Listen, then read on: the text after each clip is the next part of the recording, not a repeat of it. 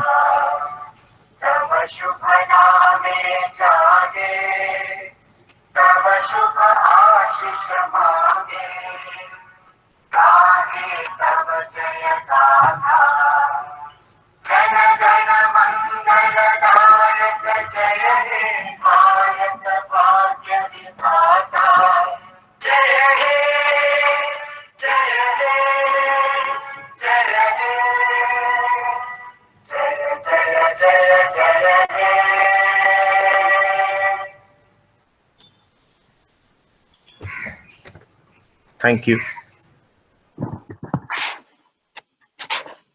Thank you.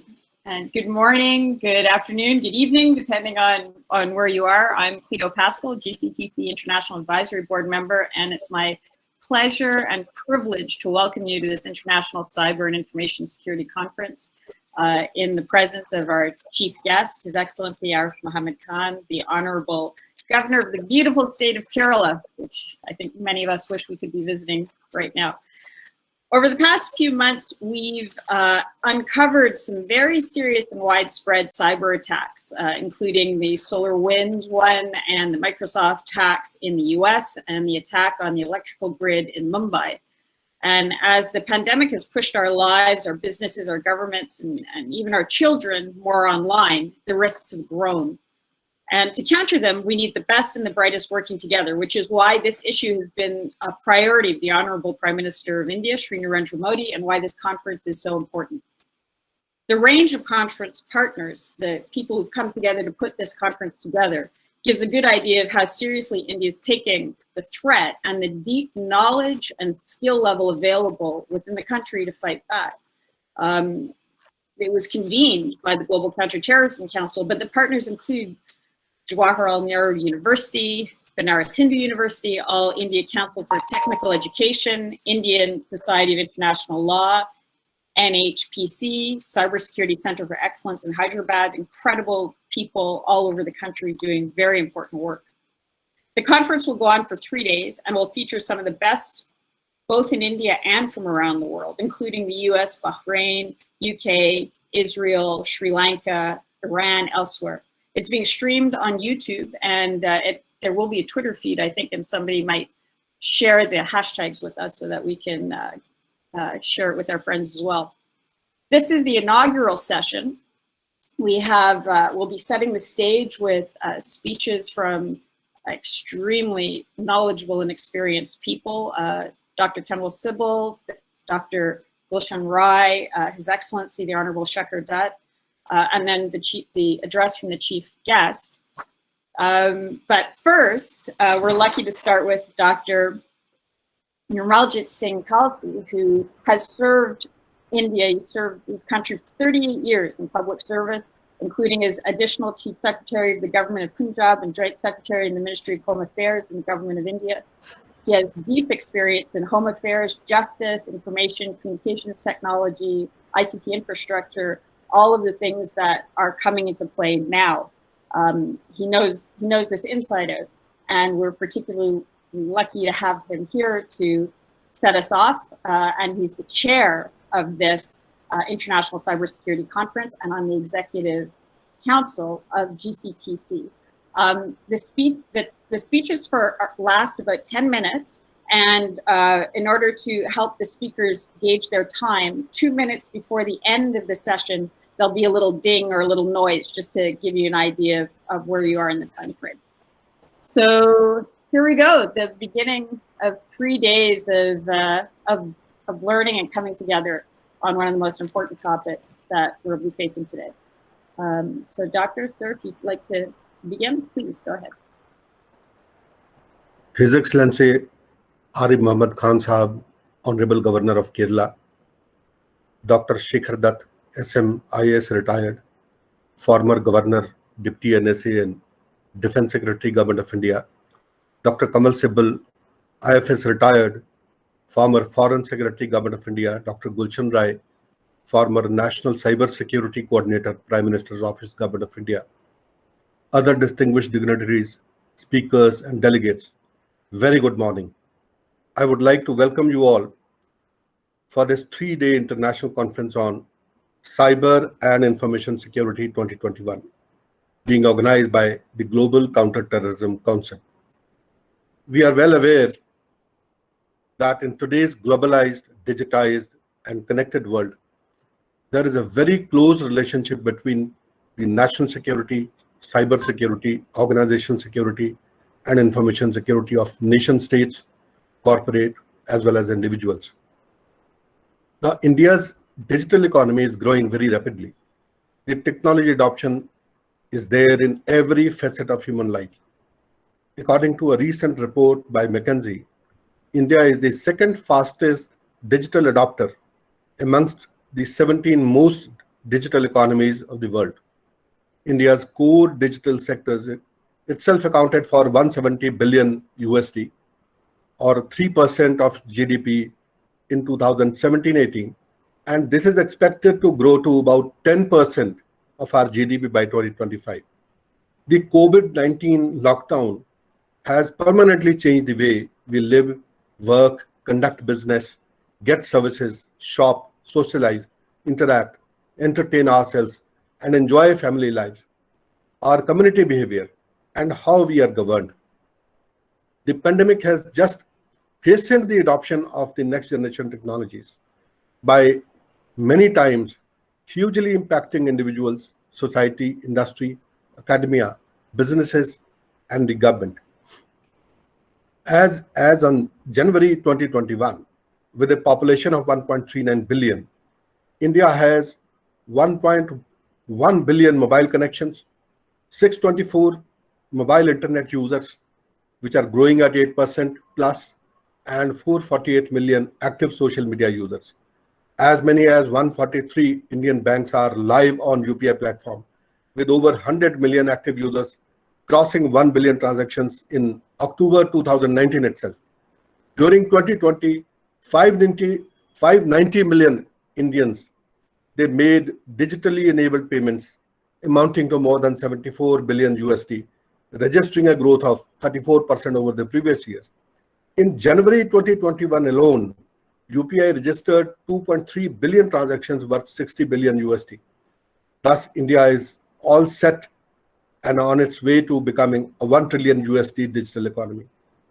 With increasing use of advanced technologies like 5G, wireless, cloud, mobility, IoT, AI, ML, robotics, VR or AR, hardware, high-performance computing, quantum computing, blockchain, software-defined infrastructure, UAVs, and material science technologies, the physical, critical, and cyber infrastructure landscapes are now becoming more and more closely integrated and connected than ever before, giving further rise to the new era of threats and risks.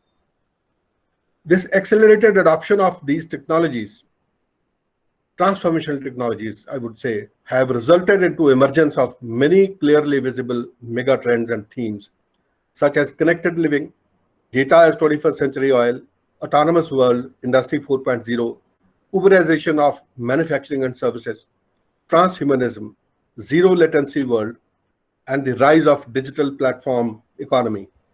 Accelerated adoption and aggregation of such technologies have significantly increased the complexities, vulnerabilities, strategic threats, and the resources required to protect these cyber platforms. So data in cyberspace is a gold mine to extract information, monetize, undermine the security of nations and organizations, and of course, the privacy of their citizens, making our cyberspace very vulnerable to misuse by the enemies. The social engineering attacks and phishing campaigns used the increased online activity during COVID-19 pandemic to target our financial sectors, defense sectors, and critical information sectors. The top cybersecurity trends threats and targets for nation, organizations, and individuals presently can be listed as data breaches, primary targets being financial or strategic, the state-sponsored cyber warfare, targeted ransomware, cloud and software vulnerabilities exploits, machine learning poisoning, digital automation, integration and supply chain attacks, smart contract hacking, mobile hacking, deep fakes, insider threats, and these will be these will continue to be leading targets and threats even in 2021. As per the Frost and Sullivan report on global mega trends to 2030, the name is Future Casting Key Themes that will shape our future lives. These cyber attacks will be amongst the top 10 global risks of the highest concern by 2030. With 5 lakh estimated viruses and malwares created per day, the expected cost of cyber attacks could reach as high as 90 trillion USD by 2030. These threats and vulnerabilities will also give rise to the development of new tools, technologies, businesses, and employment opportunities. Now, over the last decade or so, cyberspace has emerged as a new arena of conflict amongst nations, with cyber warfare growing in intensity with every passing year.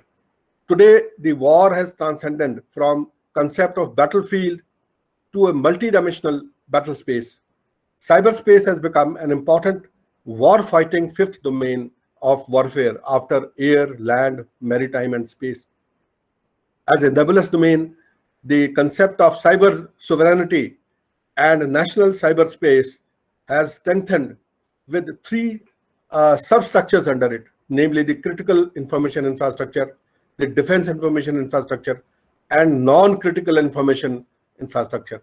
The Cold War of cybersecurity and cyber warfare is here and will heat up. They say the World War III is being waged in cyberspace. In order to address the challenges posed by these increasing threats of cyber warfare, the nations like US, China, UK, Australia, and Russia have brought about transformative changes in their cyber defense strategy and organizations. The cyber governance models adopted by these countries vary in the roles allocated to the armed forces vis-a-vis agencies responsible for their internal security, law and order, as also the intelligence agencies.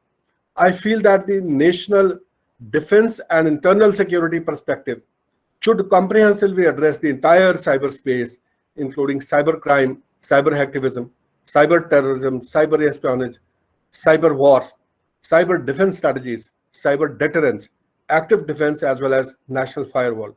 As part of the Ministry of Home Affairs, Government of India, I was closely involved in development of national information security policy and guidelines, consisting of 8 core domains, 5 essential domains, 112 guidelines, 135 control objectives, and 181 implementation guidelines. Now, these were adopted and implemented in September 2014 by this government and have been updated since then from time to time.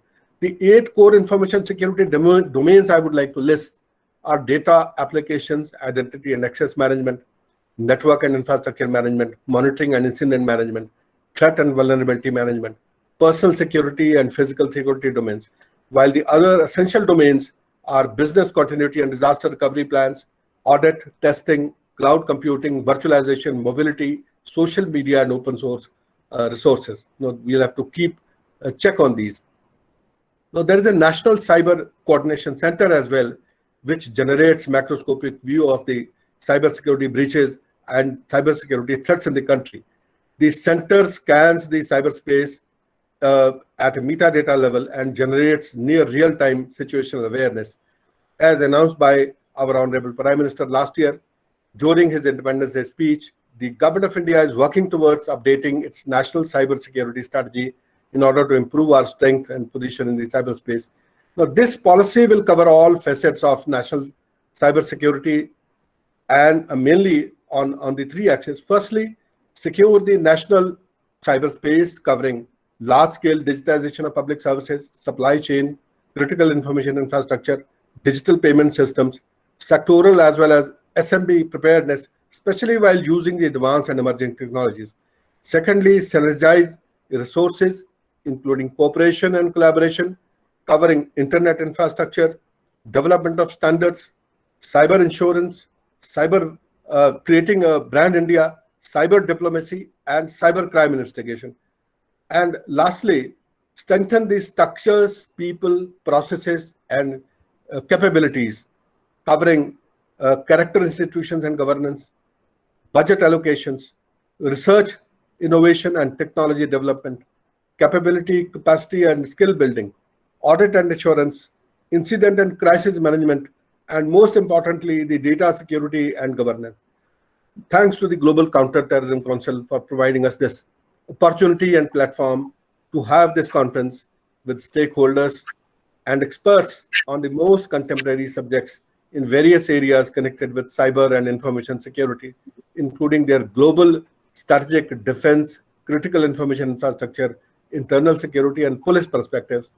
The conference will also look at data, digital economy, as well as cyber and information security products and services industry. I'm very happy that this conference has brought together government representatives, security experts, academicians, and industry stakeholders to discuss and exchange ideas about significant cybersecurity policies, sector-specific analysis, new emerging threats, and how to tackle them with the presently available technologies and resources. We hope to construct a path of fruitful deliberations, creating a discourse that benefits the society and the nation. Jai Hind. Thank you very much, sir. That was an excellent, comprehensive overview of the tip of the iceberg of cyber problems that are heading towards the ship of state. So a lot of challenges described there, and I very much hope that that will be available to be read, because there was so much in there that I think is worth disaggregating to get a better sense of how to deal with this extremely comprehensive problem. So thank you very much for that, and thank you again for helping to put together this conference and give us some direction in where we're going. Now we're moving on to Dr. Kanwal Sibal, who doesn't need an introduction. He's a very widely known Padma Shri Award winner, former ambassador, former foreign secretary for the government of India, and chairman of the advisory board of GCTC. And please, sir, take it away. Very much looking forward to what you have to say. Thank you. Well, thank you very much, Honorable Governor, and all the distinguished participants. I think this is a very topical conference, because we are entering into a phase internationally and nationally when cybersecurity is going to be on the top of our respective agendas. You know, the Quad Summit has just been held, and I read what the US National Security Advisor had to say after the Quad Summit, and that is relevant to our discussions this morning. You know, the Quad Summit has decided to set up a new cyber working group, and he mentioned some of the big incidents that have occurred, like SolarWinds and Microsoft Exchange, and referred to the cyber attacks that have been hitting Japan, India, Australia in the past few weeks and months by both state and non-state actors. And he said that Quad is going to be a central vehicle for cooperation in cyberspace. Now, this is important for many reasons. First, of course, that it will strengthen international cooperation between major countries in terms of addressing this issue. There is now greater recognition that this problem is becoming deeper and deeper for the various reasons that Dr. Kalsi outlined in detail and very comprehensively. And one hopes that once at the summit level, they have created this kind of a group, then some of the other issues with regard to cooperation on the ground would become more effective, because while at the policy level declarations are made and have been made in the past. But at the working level, things do not always move in the direction that the leaders want because of various legal and other hurdles and bureaucracy, the way it works. So this is a very, very good thing. Now, in the case of India, as you know, there were recently reports about China attacking our power sector, where it's not, and this has been officially recognized by the power ministry that there was an attempt against our power sector, though it apparently did not succeed. But in the backdrop of all this is China.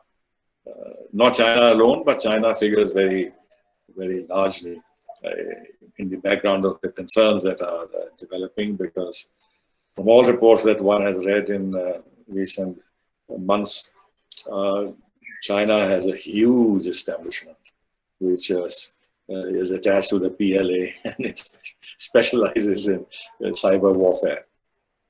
And the kind of advances that China has made in artificial intelligence and 5G and what have you, and generally in this area, it gives them formidable capacities to engage in what is, as rightly Dr. Kalsi said, a World War III kind of warfare scenario, because the world is now becoming so utterly dependent on cyberspace in every way, at the national level, at the business level, at the individual level.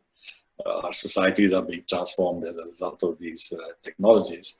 And it's being done very, very rapidly because technology is progressing so fast that the rest of the society is unable to catch up with the implications of this. And neither can the governments catch up with these implications.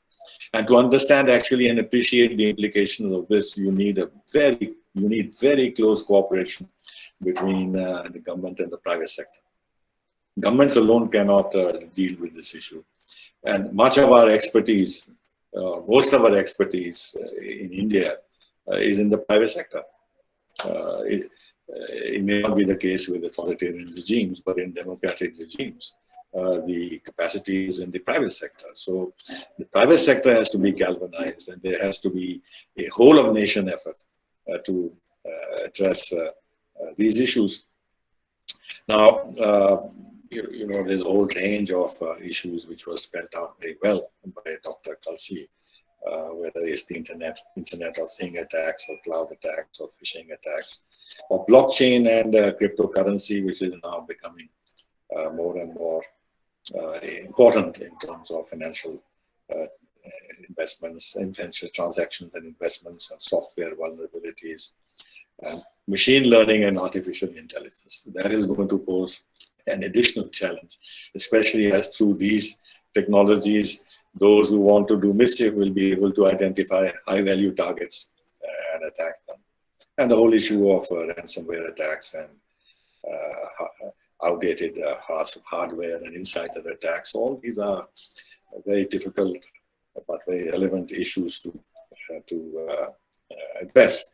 Now, I read some report which said that India is the 11th country in terms of globally in terms of cyber attacks. And the figure I read was that in the first quarter of 2020, there were 2,299,682 attacks, incidents. And this is just in one quarter last year. So you can imagine the kind of incidents that India is subjected to. Another cybersecurity entity reports that, I don't know if the figure is correct because it looks enormous, that 82% of Indian organizations have been hit by ransomware. Now, this is huge if this figure is correct.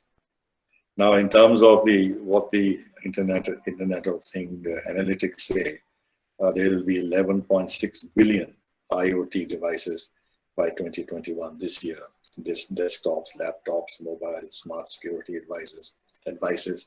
So all this is going to be an issue to be addressed in terms of how we ensure cybersecurity. Now, these issues are being discussed in the ITU, which has launched a global cybersecurity agenda. But developing a consensus in the ITU is not going to be easy. But they have identified 5 pillars on which they want to work. That is the legal pillar. There is the organizational pillar, the capacity building pillar, the international cooperation pillar, and the technical pillar.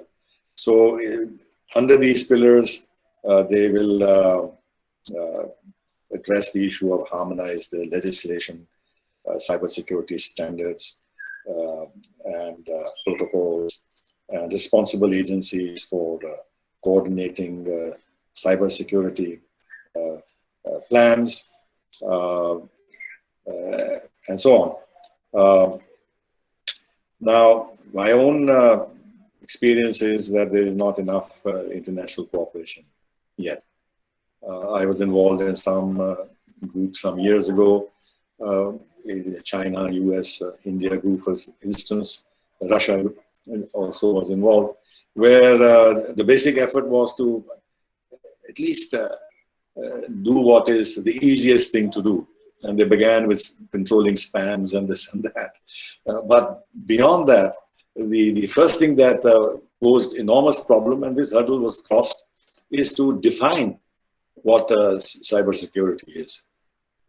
You first have to define what the problem is to be able to address it. And this entailed a lot of serious discussions and difficult discussions, but we were able to cross that hurdle. So we are at such an incipient stage in terms of international cooperation that a lot will need to be done. And since it is an international problem, it cannot be, and since the cyberspace has no boundaries, there is no escaping the fact that you have to cooperate. But at the same time, there are issues now that are arising which are also connected with the issue of cyberspace. That is data localization, data privacy, and this and that.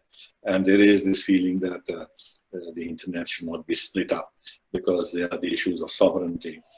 So along with the whole issue of international cooperation and the need for it, there is also a feeling that there should be national regulation and national control. Now, how to then find a compromise between these two very legitimate issues that are on the table. There is now the whole issue of 5G, and 5G is going to be transformative in terms of its impact on society. And you can see already what the huge issues that are arising at the political level, at the strategic level, on how to handle the whole business of 5G in view of the advances China has made and the fact that it can supply the entire spectrum of 5G technologies, unlike competitors who can only give you parts of the technology but not the whole.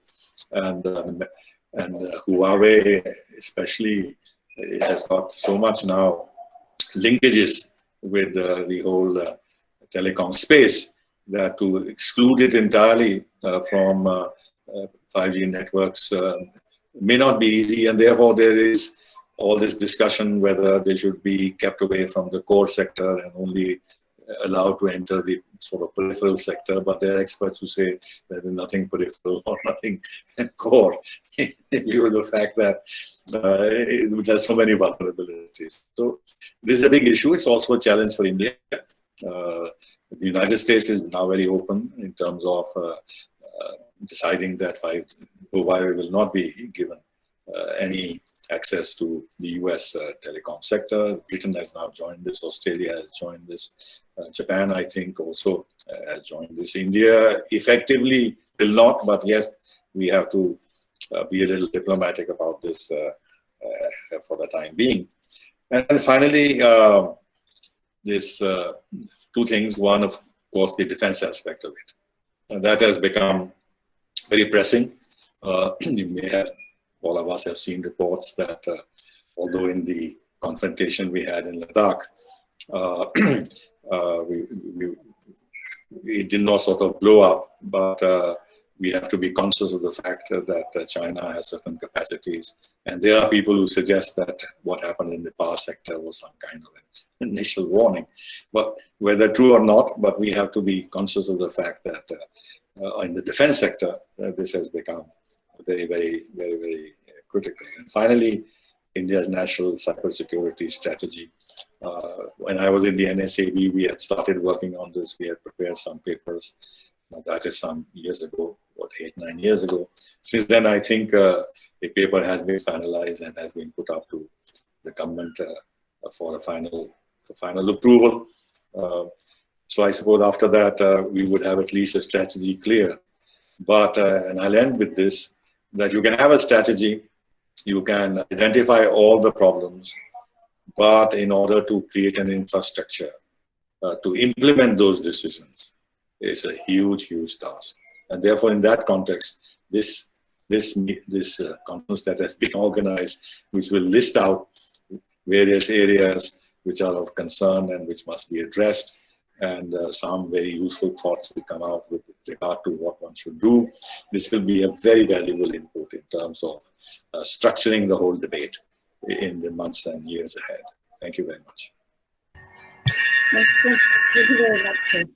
Well, that was very helpful for setting the framework and bringing up a new set of issues, the issues of the collaboration with foreign partners and where the Quad could fit in, and the relationship between public sector and private sector, which is more complicated for democracy, as you rightly said, but essential, especially with all the talent in the private sector in India. Figuring out how to incorporate that into creating a more secure environment for everybody is going to be important and essential. So thank you very much for those thoughts. And again, I hope that there will be a summary document put out so that we can ponder. We're going over some very important topics very quickly, and it'd be nice to think about them more deeply as we go on. And somebody who has been thinking about these topics very deeply for a long time is Dr. Gulshan Rai, who's our next speaker, who's the first National Cybersecurity Coordinator for the Prime Minister's Office for the Government of India. Previously, he served in the MeitY, holding the prestigious post of Director General, CERTIN, and heading the e-security and cyber law division. We're very, very lucky to have him. This is somebody who's living this every day, and looking forward to hearing his insights. Please, sir, take it away. Thank you very much, Honorable Governor Shri Arif Mohammad Khan, Shri Kamal Sibal, former Foreign Secretary, Government of India, Shri Shekhar Dutt, former Governor of Chhattisgarh and the former Secretary of Defense, my esteemed colleague and friend, Dr. Nirmalji Singh Sidhu, Kalsi, distinguished participants, ladies and gentlemen. It's a pleasure, and I thank GCTC for inviting me to share the dais with the distinguished people here on this important subject of the cyber security, or per se, I would say, cyber technology. Friends, Dr. Kalsi as well as Mr. Sibal has said a lot. There's nothing much, but let me take you to the other aspect of this era. We often say, and you have often heard in the strategic kind of a field, that cyberspace is termed as a fifth domain. The other four domains are the air, land, space, and sea. This is and the fourth domain we talk about the cyberspace domain. There are few things, characteristics about this cyberspace domain, and that's why we are here, and we will be having more and more such conferences because of the special characteristics. The four domains are a natural domain made by the God.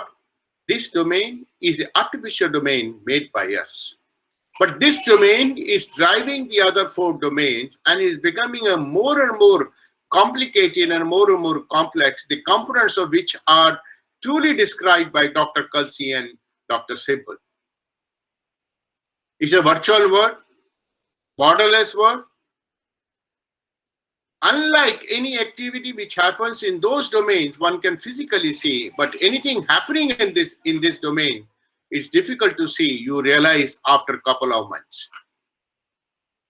Mr. Kamal Sibal mentioned about a COD and the NSA of the USA, the case relating to the solar winds there. Solar Winds is a company which is monitoring the networks and the systems of entire US government based in Texas there.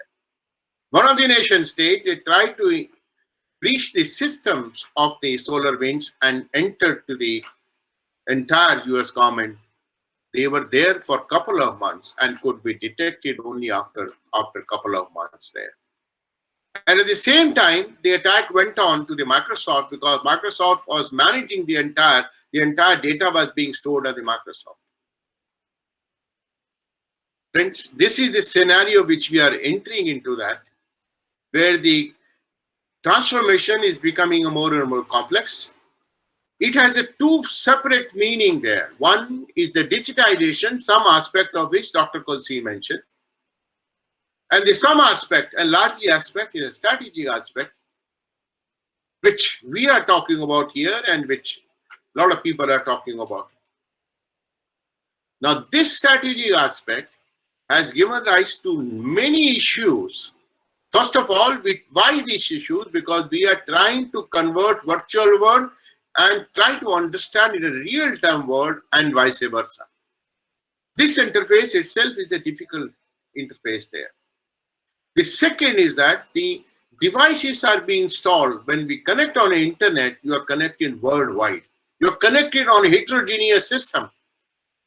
Now, I don't know where all we are connected when this seminar, in this conference, we are all horizontally connected. Someone may be sitting at one location, someone may be sitting at location.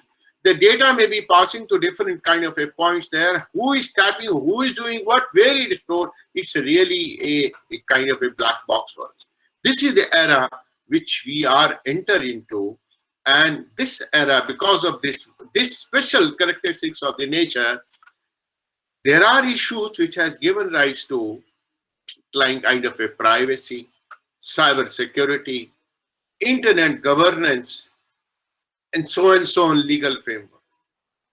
I remember I started participating in one of the international conference led by UN. They wanted to frame a norms of behavior in cyberspace. They formed a government group of experts of 25 countries. It started with 17 countries and went to 25 countries. Started from 2001, and right now the group is existing there. A simple cyber norms we have not agreed to, we have not come to any conclusion. Then there are many issues like a self-defense. Now, the case of a solar winds or case of a power sector, which Mr. Sibal mentioned there. First of all, there are issues how to attribute that the incident has happened from so-and-so country or so-and-so holders there. This is a special thing, a kind of an area where the nation state does not attack directly on the other nations there. There is a concept of a non-state holder in this era of a digital. Most of the time, your breaches are conducted or are exploited by this non-stakeholder with the help of the state actors there. How do you account for that? How do you attribute the incidents there? All you remember in Estonia in 2007, the country got separated from another country and their systems were down for almost 11 days. 11 days. It's well known who caused that incident, but we could not take action because the attributions was not appropriate. Even if you look at another simple factor which everyone is trying to look at, the privacy, which has become a very, very important issue there. Each country is trying to create its own framework. The issue of localization of the data, the issue of sovereignty of data, which Mr. Sibal mentioned, has become important. We are at loss to understand, we are lost to find some way out of it. every country, as I said, we are trying to understand and address this space through a real-time world. And that's why we are entering into a bilateral agreement or individual kind of a policies and making and try to impress upon others. Europeans have a convention or treaty is one example. GDPR is another example which is being forced upon other countries. But if you look at the GDPR, the per se, it's not successful. The Europeans themselves admits that there are many issues with the GDPR. It has really impacted their business there. We are also trying to have a data privacy framework. When I was talking to JPC, Joint Parliament Committee, I was making a presentation before them. One of the main contention, they was being focused on the local action of data in the country. And I asked them, tell me, if something is available on the internet, can you localize the data? If you are connected on the internet, we cannot localize the data. Can we localize the data when we are talking on a Google Meet? No, certainly we are not. We can't localize the data. What do you mean by sovereignty of the data? Whose data is there? Every service provider is taking your data and adding something and trying to process it there. Therefore, there's something somewhere which we need to sit down and debate. These are not simple issues there because these are all virtual issues. These are not simple issues there. I have dealt with many cases there. Number of cases we have dealt with. Yes, I have the satisfaction that one of the biggest case in India where $171 million was withdrawn in a matter of half an hour for our bank, one of the banks, we could solve it in 1 week and we could get the money back. But that too, we acted swiftly there. Some countries cooperated there. But that was on a case-to-case basis, personal basis there, rather than any system there. The legal system, we all talk about the international law. There's a need for international law. But there are issues. We need to understand the issues there. And I can tell you, I visited about a year ago before the pandemic, one of the Ivy League University of the USA. Let me talk about the name, given the name Cornell University. Couple of professors, a big department working on the law in the AI, which Mr. Sibal mentioned, and Dr. Kalsi also mentioned AI. Several countries are trying to take a control of the AI because this is the future, this technology of the future. And if it has a specific relevance to India in the sense that India is the third country apart from China and USA, which has the requisite component raw material for AI. What do we need for AI? We need the data, which we have abundant, multiple languages. We have the demand and we have the algorithm. Our programmers can do that. But what is the attempt being made to keep a country like India out of it by creating their own controls, their own regulations? Friends, this whole sector is no longer to be confined within the country. As we have seen the name of this conference, GCTC, Global Counter-Terrorism Council. Word global is there. So this whole entire sector has become a global. We need to think global. We need to enter into global relationship.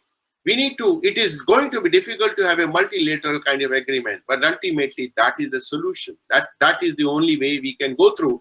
Mr. Sibal mentioned about the 5G, the geopolitical kind of a thing. It is not happening within the two countries, it has become a global issue. So friends, cyber means a global issues. We need to think global. We need to act global. And that is what we need to create capacity in the country. We need to augment our capacities in the country, whether it's a technology, legal, management, privacy, or whatever we talk about there. I'm very glad and I'm grateful to GCTC for inviting me.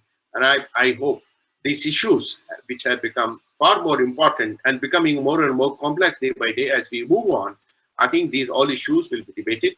May not be, and in one conference, but this conference will lay down certain path where we will have many more such conferences and we will come to some understanding and maybe we'll be able to help the comment, which is certainly very impatiently looking for help. We have seen I mean, the two speakers talk about the national cybersecurity strategy. We are seeing that last 1 year, the policy is yet to come because of the issues complexity. Try to one other one there. See, friends, please remember there are 60 billion devices connected in this world. So we had to address those issues, all encompassing issue in a security strategy. So I'm glad that this conference will create will show some light, and we'll be able to work hand in hand with the government and try to give our constructive input. I once again thank GCTC for inviting me and giving me a opportunity to share the dais with all the distinguished dignitaries and listen to them and their guidance. Thank you very much. Thank you very much. So that was fascinating and gave all sorts of new elements that we now have to think about these issues of fifth domain and the damage that can be done with no attribution, and how we try to track that down and how we try to work together and the limits to working together. It's getting incredibly complex to try to figure out how to unpack it and put together a system that can make us all safer. But as you said, I think that this conference is a good start, and just putting these issues out in front and showing the depth of the knowledge of the people available to help solve some of these problems is very reassuring. So thank you very much, sir, for that excellent presentation. And now we're moving on. We're running a little bit behind, as sometimes happens. So, but we're very lucky to have His Excellency, the Honorable Shekhar Dutt, who's the former governor of Chhattisgarh and Defense Secretary for the Government of India. He's the patron of GCTC, and he was awarded the Senna Medal in 1971 for Pac War, which is a kind of remarkable person who's done incredible things. And we're very lucky to have him with us. We're a little tight for time, so it's going to be the usual 10 minutes. And thank you very much. So thank you for. Please go ahead. Thank you very much, Ms. Cleo. Honorable Governor Arif Mohammad Khan Sahib, and all the distinguished speakers and the participants of this very important conference which GCTC has organized. I would give a broad overview and then come into some specific things. So, this is our almost close to 70 years, 75 years of our country's freedom. And we have moved from almost scratch into very high technology domain. In between, from the time when India became free, we've also been attacked by our neighbors, and we fought wars in 1948, 1962, 65, 1971, and then also a very surreptitious war at which our Western neighbor put us in. Now, these are domains of the military. Yet, the resolute India has to prepare for the other domain, and which the speakers have talked about, and that's cyber. Now, this also because our technologists have taken India through development path with communication revolution. So we have a very broad network of communication, and with communication revolution in 1980s, this information technology revolution could easily fit in. So the 21st century brought in information technology revolution, and today's India, you see, is because of our enormous capacity, capability, and development in both communication as well as information technology sector.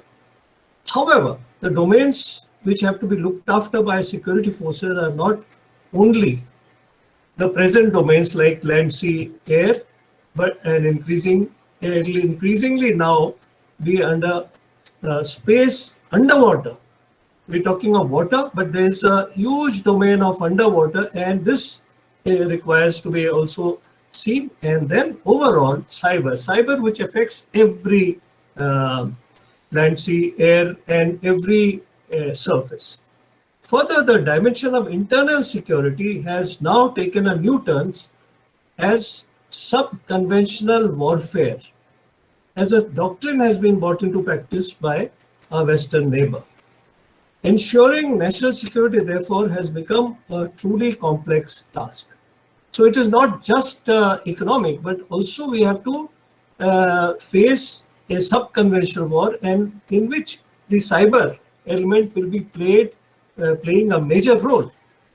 India has embraced digital technologies at a larger scale than any other nation in the world. In June 2015, the launch of the Digital India program signified the government of India's commitment to digitally transforming the life of Indian citizens. And now India has the second largest internet user base in the world, as well as the largest potential user base to be brought online in the future. This has been driven by the largest state-led endeavor to frontier technologies in public service delivery, transforming public procurement, financial technologies, and welfare programs and public infrastructure. Within our borders, India's policy frameworks and governance structures have pioneered a digital revolution through a variety of forward-looking programs of schemes. However, India's voice in key global internet governance has to be according to our size, which means our voice has to also take care of all the needs that India requires and all the challenges which India faces. A young digitally enabled population is reaping the benefit of the internet, creating world's fastest growing startup ecosystem that has raised over US $20 billion in a global venture capital. The development of broadband highways has pivoted global digital trade towards India, defining the composition of the user base of the largest internet companies such as distinctly Indian. Today, most activities on the internet involves cross-border flows of data, spawning multiple issues surrounding the determination of jurisdiction. Several responsibilities of sovereign nations have been impacted, such as managing cross-border crime, determining the basis of taxability, or embracing local laws and norms. Further, applying principles of public international law to cyberspace is a complex task, given the multiplicity of platforms and organizations of regulating cyberspace. So, the previous speaker has said about the challenges which India is facing, and also the action which are being taken by this. But one of the biggest challenge, and that emanates from the fact that India doesn't have a large semiconductor production facility. So most of our control systems have or use semiconductors or chips which have been made outside India. This is a huge vulnerability. I was in the defense sector for a long time, and handling electronics and all that. So and with Dr. Kalam's help, we have our small defense capability of manufacturing chips, ASICs, and other semiconductors, which is useful for our missile system, which is useful for our defense electronics. But electronics and the entire cyberspace is used by a huge network of private sector. And this is where the the danger is. We talked about, Mr. Sibal talked about this, the last incident where our sector seemed to have been impinged by some outside.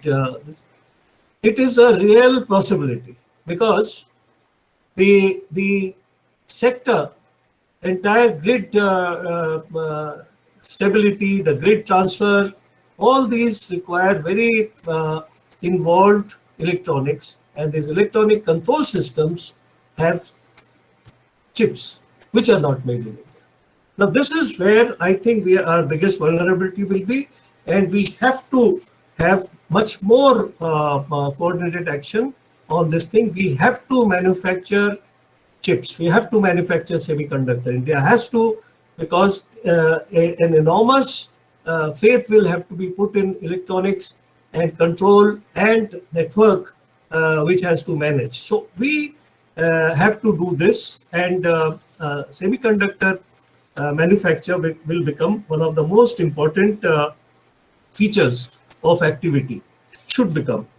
I would also recommend that we have extremely good trained personnel who would foresee the possibility of cyber attacks and then create walls, create a situation when we can isolate the cyber attack to only that sector or only that operation.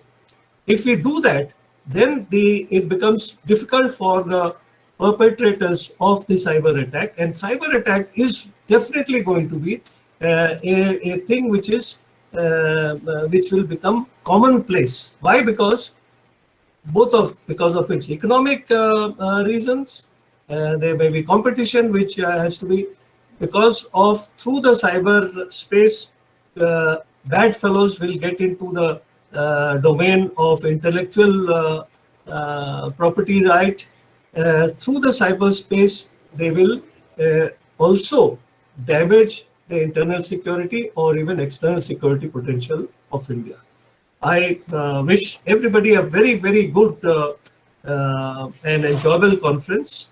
But then it's a very, very serious sort of an issue, and I would also put my faith on the current people who are handling the cyber protection, and I would wish them all success. Thank you very much. Jai Hind. Thank you, sir.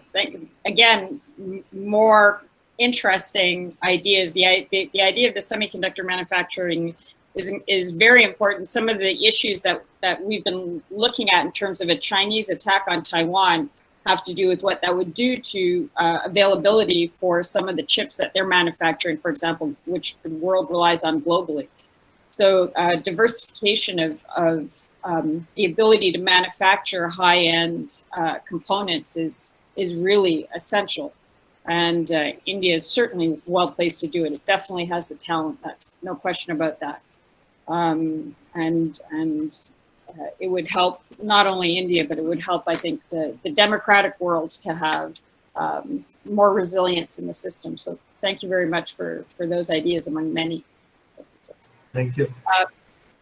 And now we're very lucky to have our address from our chief guest, His Excellency the Honorable Arif Muhammad Khan, the governor of the beautiful state of Kerala. He has been a politician who has served as a cabinet minister in the union government and held a range of portfolios, including energy and civil aviation. So he knows from a very practical sense what some of this can mean on the ground. And we're very, very grateful for his time to be here with us today. So please, sir, the floor is yours. Thank you very much, Madam Cleo Pascal, Honorable Dr. Shekhar Dutt ji, Dr. Kamal Sibal ji, Dr. Gulshan Rai, Dr. Nirmaljeet Singh Kalsi, Professor Rakesh Bhatnagar, Vice Chancellor, Banaras Hindu University, Professor Jaggedish Kumar, Vice Chancellor, Jawaharlal Nehru University, Dr. Ajay Chaudry, members of the Executive Council and Advisory Board GCTC, speakers and delegates, friends, my gratitude to GCTC for their invite to inaugurate the International Cyber and Information Security Conference. Honestly, I tried my best to wriggle out of this because I am aware that I am no expert of the subject, unlike previous speakers. But now I am happy to have accepted the invitation because I have benefited so much listening to these speeches, which have been made by the not just the speakers, they are real experts of this subject. So thank you very much. As it has been pointed out, we are now living in the new normal, which has been characterized by rapid digitization of business processes, digital migration, and expansion of cloud computing. Digital platforms were the ready solution to the unprecedented situation caused by COVID-19 pandemic, which compelled us to reduce person-to-person interactions. It is therefore not surprising that in our highly digitized existence, cyber security has acquired top priority for business in 2021. In fact, cyber security has acquired a dimension much larger than the technological mischief played by vested interest on our cyber systems and infrastructure. It is much beyond an information technology issue.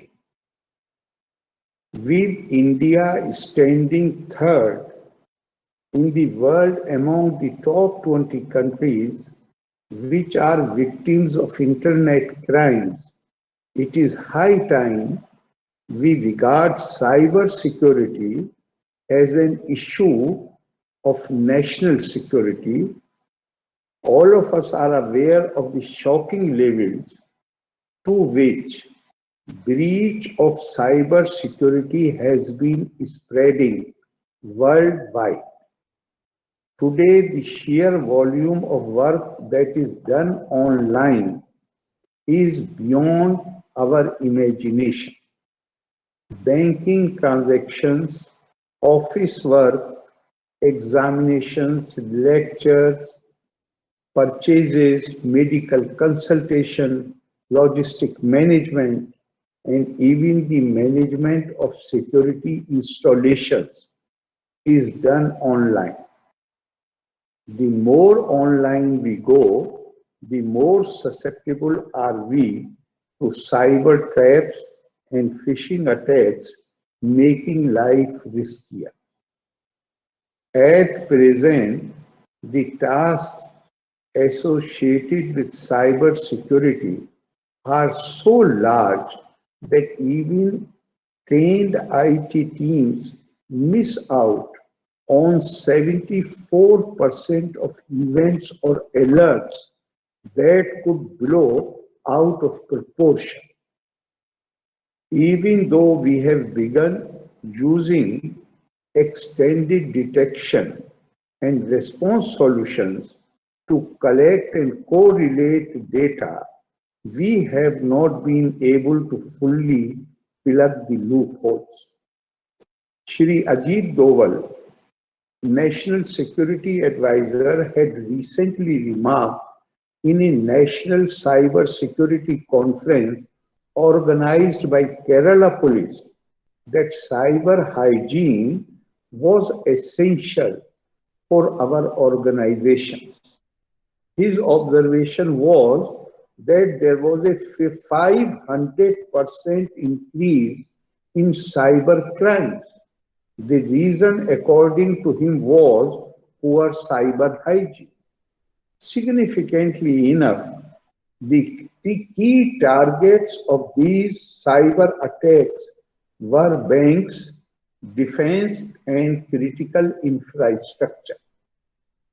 One of the major issues in cyber security is lack of awareness about the gravity of issue among people who are duty bound to protect the data and the systems. So, research shows that employees of firms are directly being involved in 34% of the total attacks.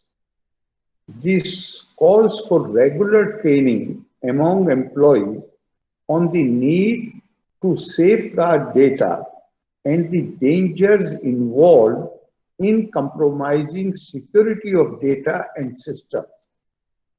In the backdrop of the initiative of the Government of India to connect 1.5 lakh gram panchayats through an optical fiber network, we can anticipate a huge increase in the country's internet connectivity and consequently in the number of cyber crimes.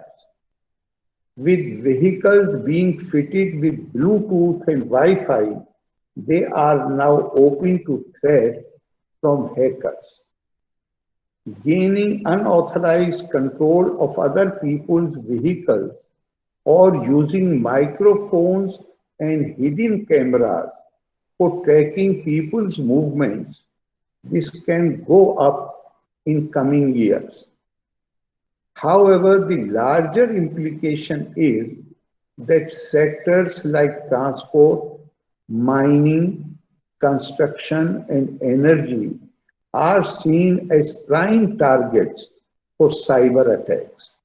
This is a major security and economic issue. Insensitivity to security is a problem that requires to be nipped in the bud. For instance, recently there was a case of an employee in a government treasury being arrested for playing online rummy using treasury funds.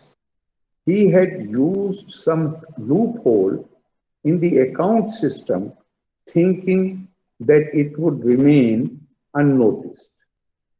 In another instance, a functionary of a university was suspended for irregularities caused by allowing her password to be used by other staff members who had vested interest.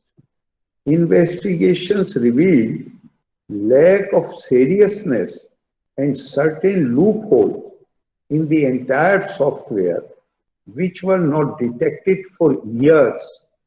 Such instances are an indication that cyber security experts need to be far ahead of data managers as well as manipulators in identifying and plugging the loopholes.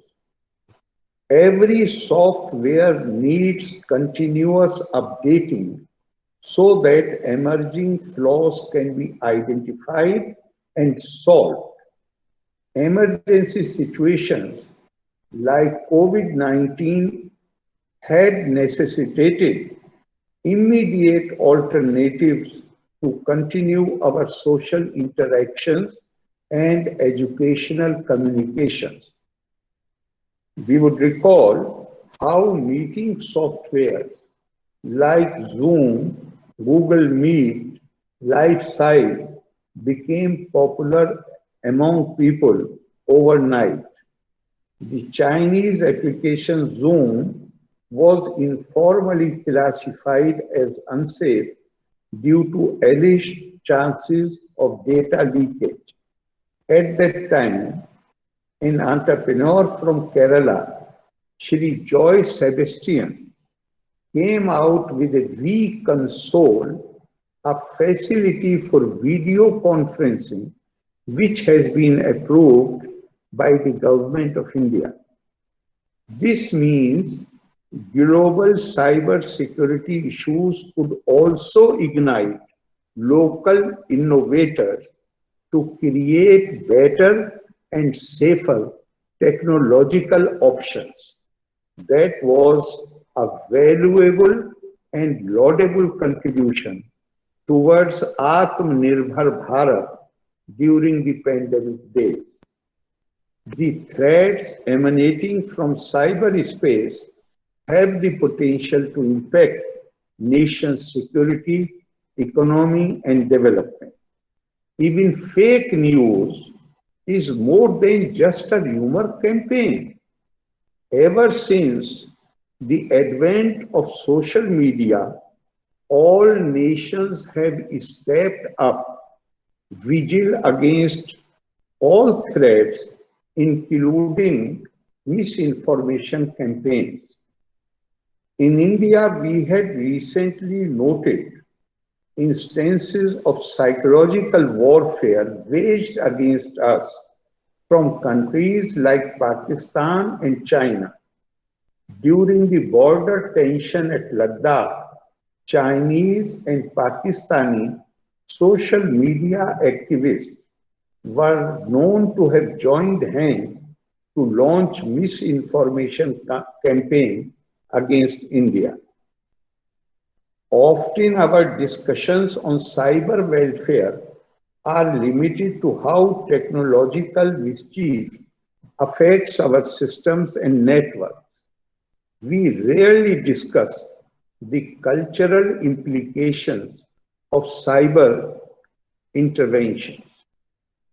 Recently, India had banned the use of some Chinese mobile applications, citing security issues. They included popular games which had become an addiction to some of our younger people. The initial reaction against this move shows the influence of these games and applications on a section of our youth.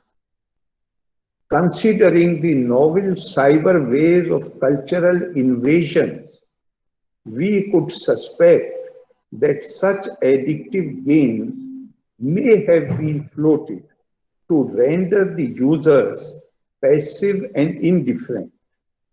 On another extreme, these games could also create a culture of violence, as was once alleged against the television cartoon which mesmerized the children. At present, government has made its stance clear in the case of over-the-top platforms which violate certain conventions applicable to India.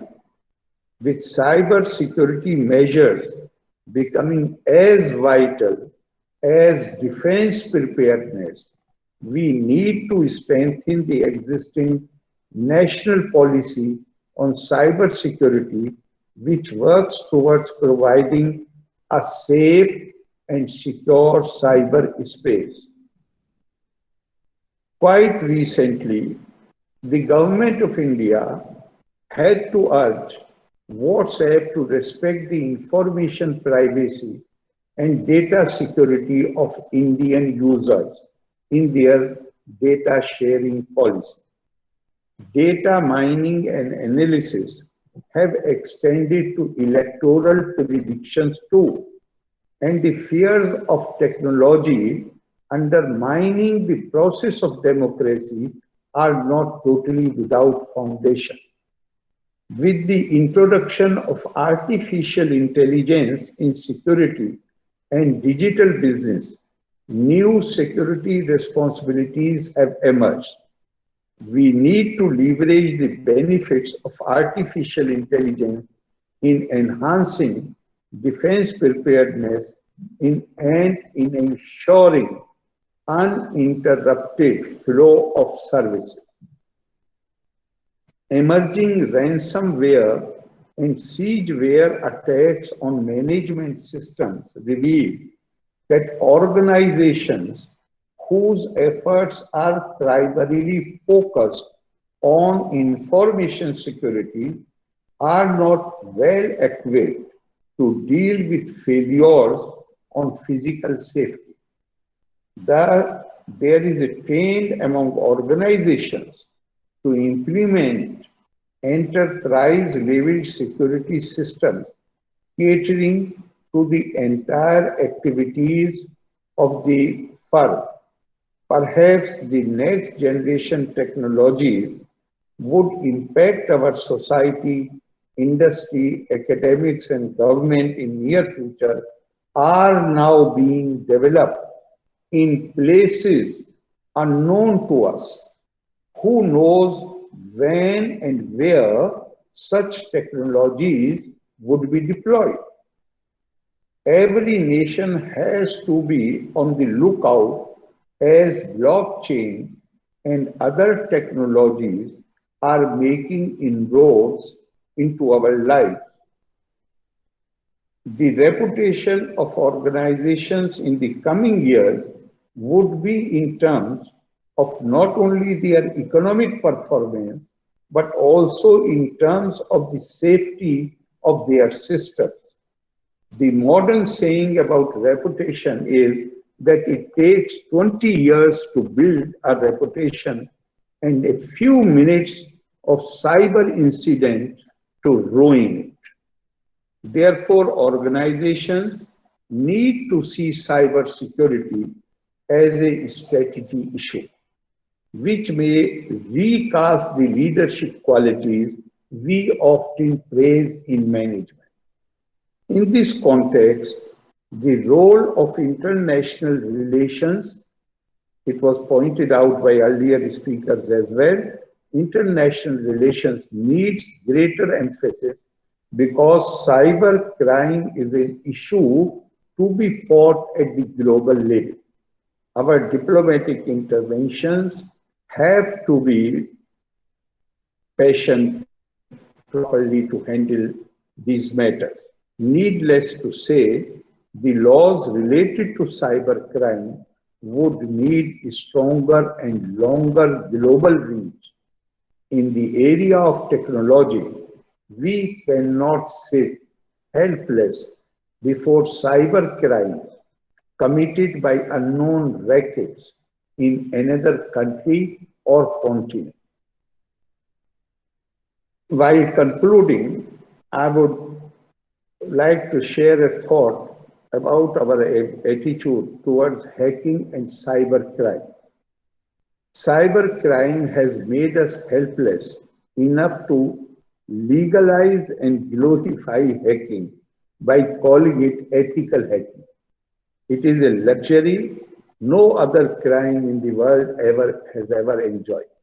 It can also be seen as a radical change in our values. It would be worthwhile to recall the words of two noble souls of the last century.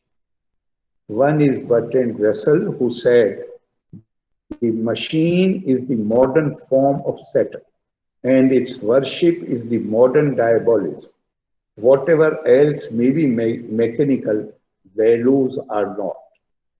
Secondly, and more importantly, I would like to quote Dr. Sarvepalli Radhakrishnan, our former president, who said, "We believe that civilization is not merely advanced in technology or increase in wealth. It is a state of mind, a form of society, a condition of human relationships. Cybercrime is the modern diabolism that Russell spoke of. Through new forms of attacks, it shows how vulnerable we and our systems are to every instance of cybercrime. Global Counter-Terrorism Council I would like to applaud their efforts. They are trying to highlight the seriousness of the issue by organizing these serious deliberations and highlighting the need to strengthen cyber security. I am happy that this conference has the participation of various stakeholders, including the government. I am sure that this exchange of ideas about significant cyber security policies, sector-specific analysis, emerging threats, and ways to tackle them will guide organizations to improve their security.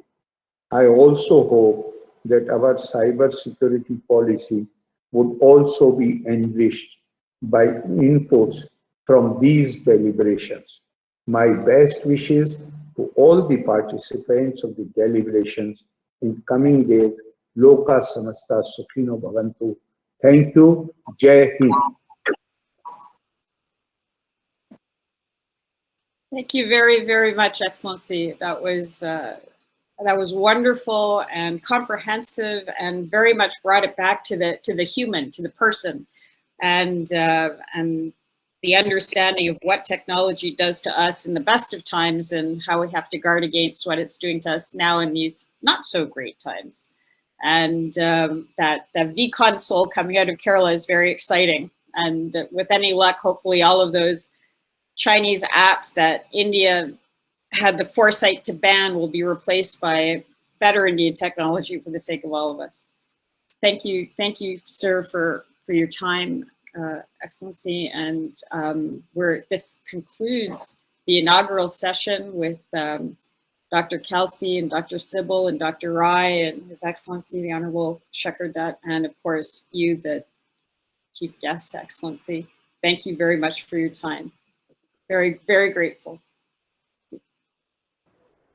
Thank you everyone.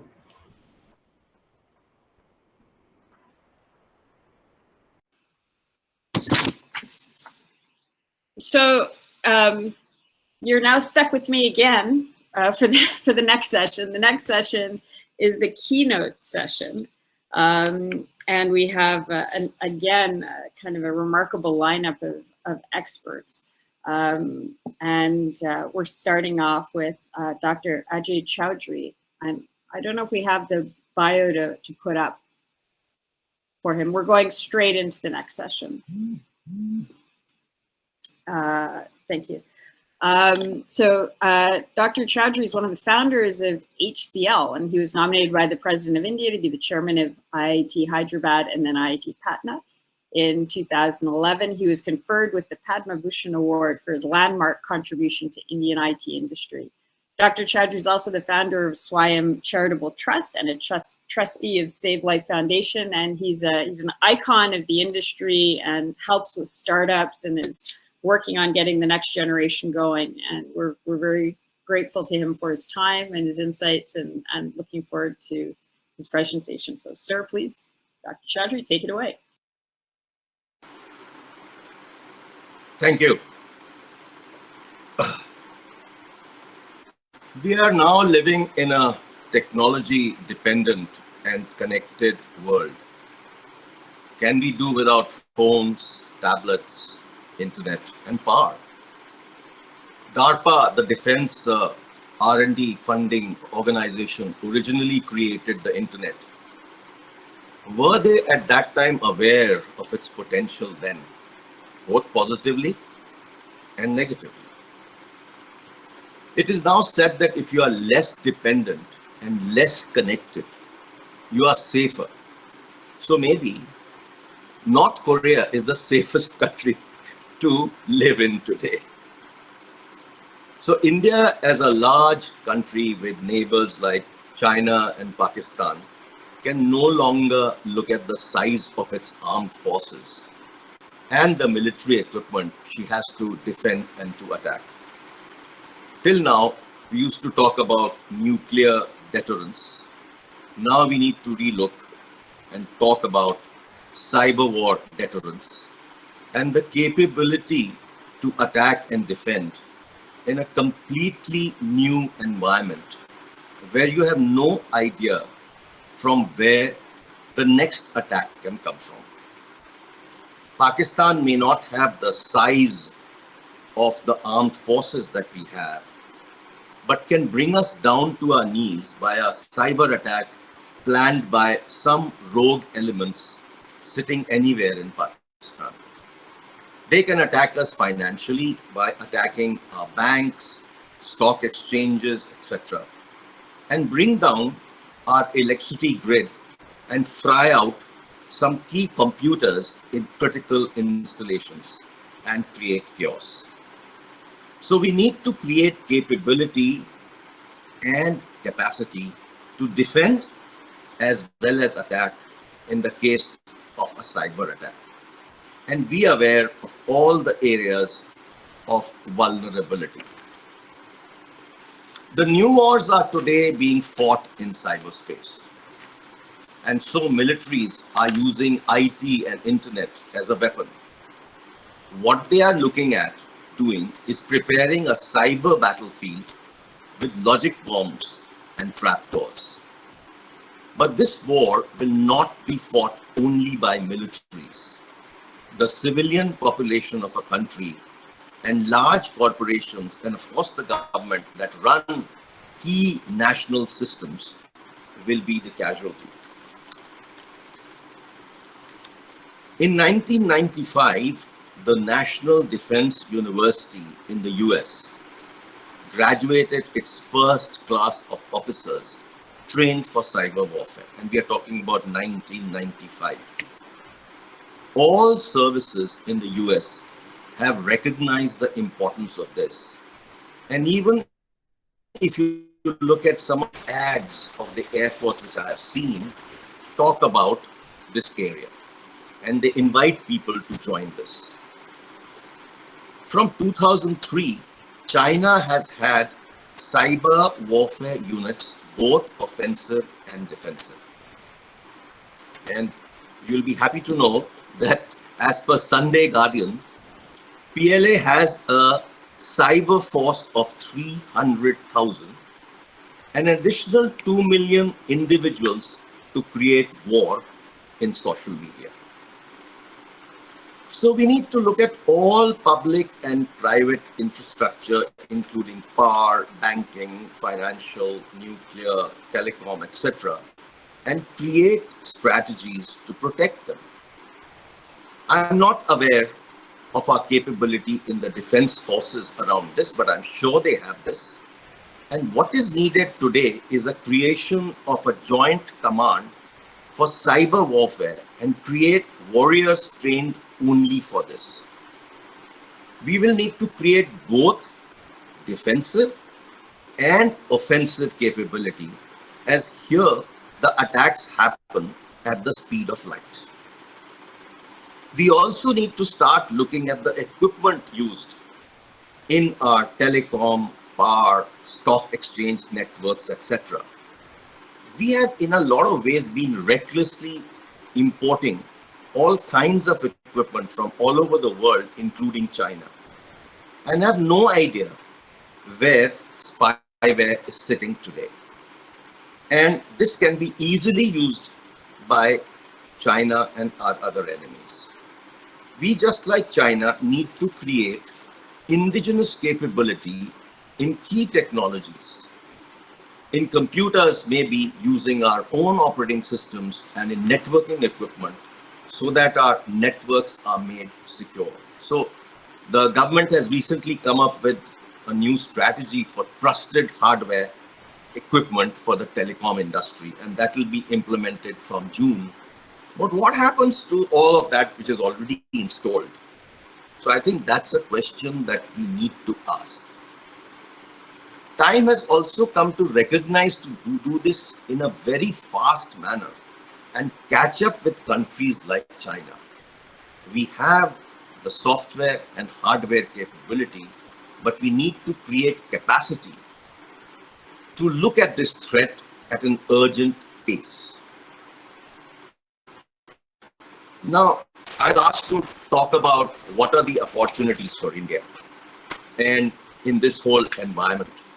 So there are new technologies that are now using newer and newer ways to tackle cyber security.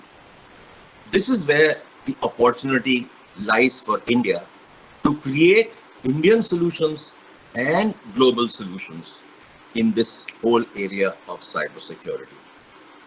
So let's look at some of these newer technologies that are emerging, which will create completely new opportunities, but also create completely new threats.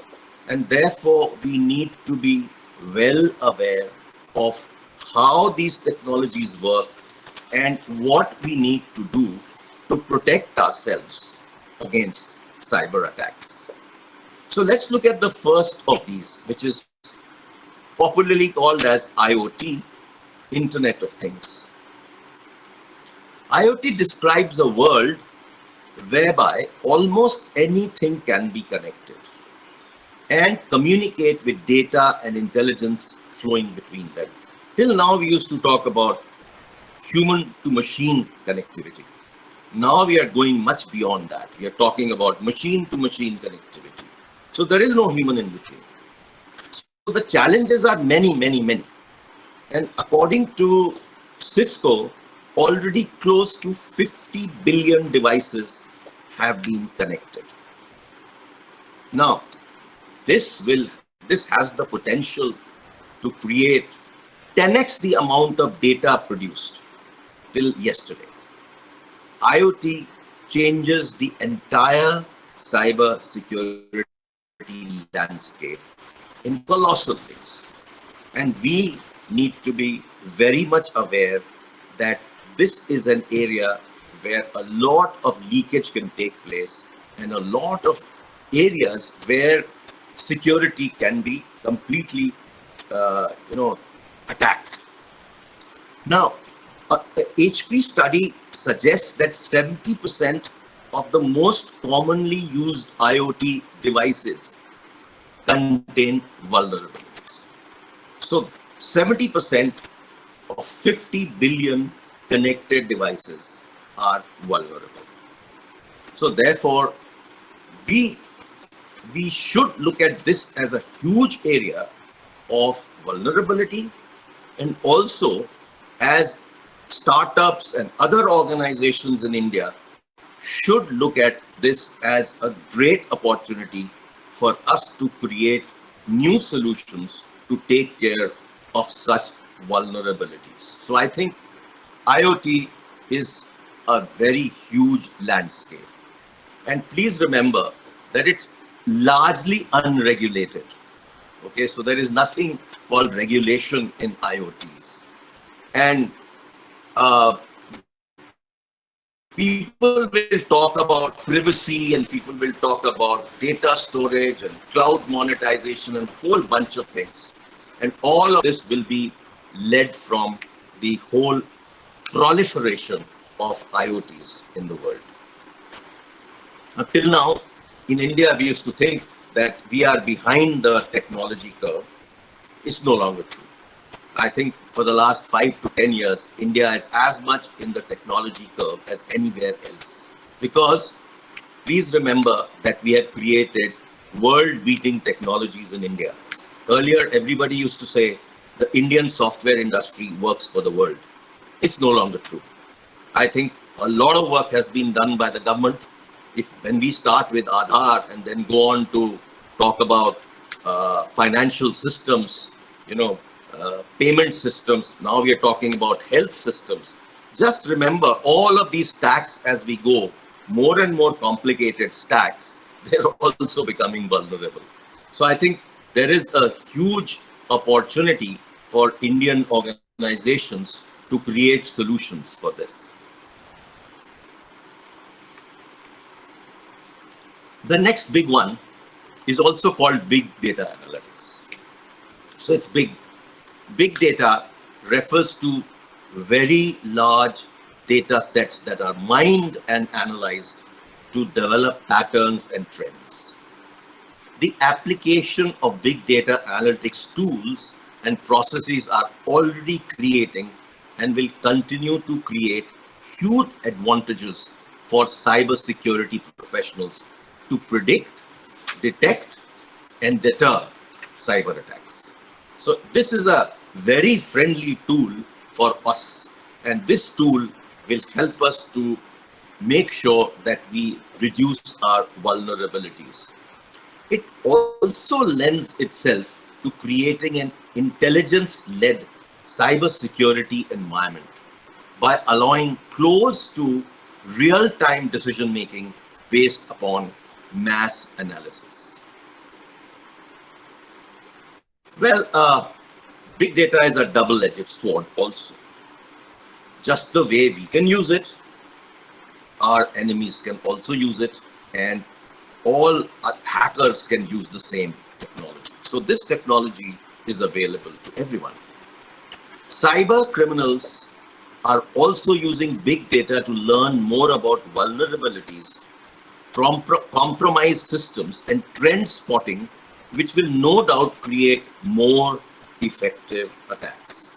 So as I said, it's a double-edged sword, and it's not something that we can imagine that it's available for us to take advantage of. The guys on the other side can also take advantage of this technology. Now, the most talked about technology in the last 4 or 5 years, although it's existed for many, many years, is artificial intelligence.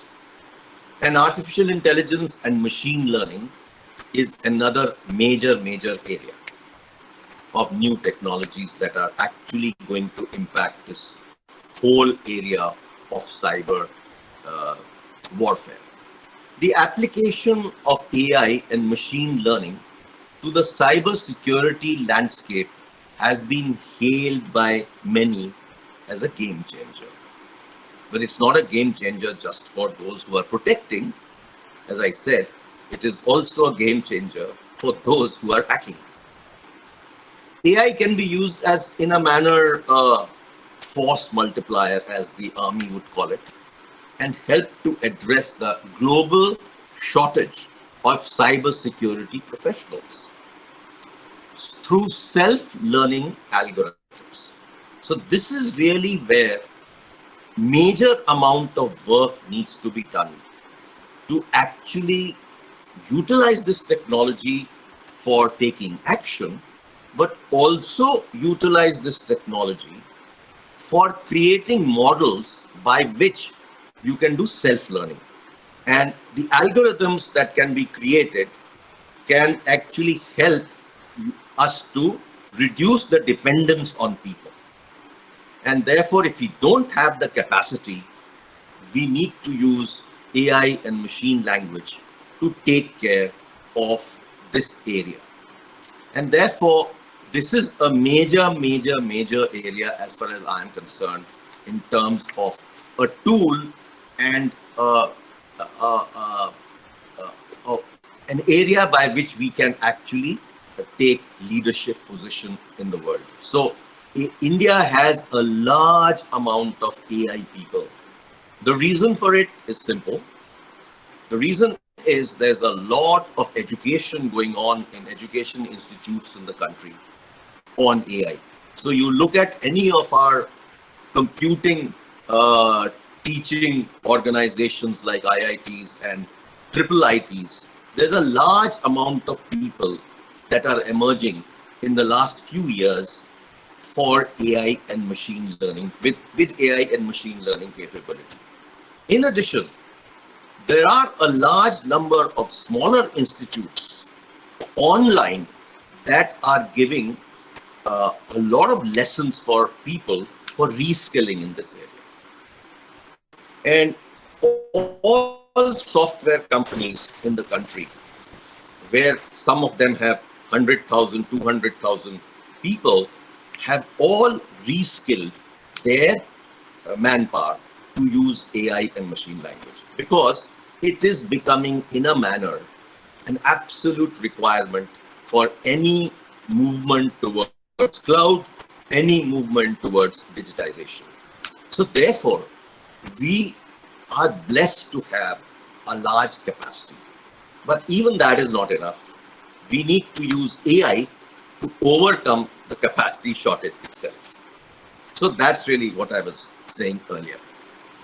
Now, there are other technologies that are also emerging, which I think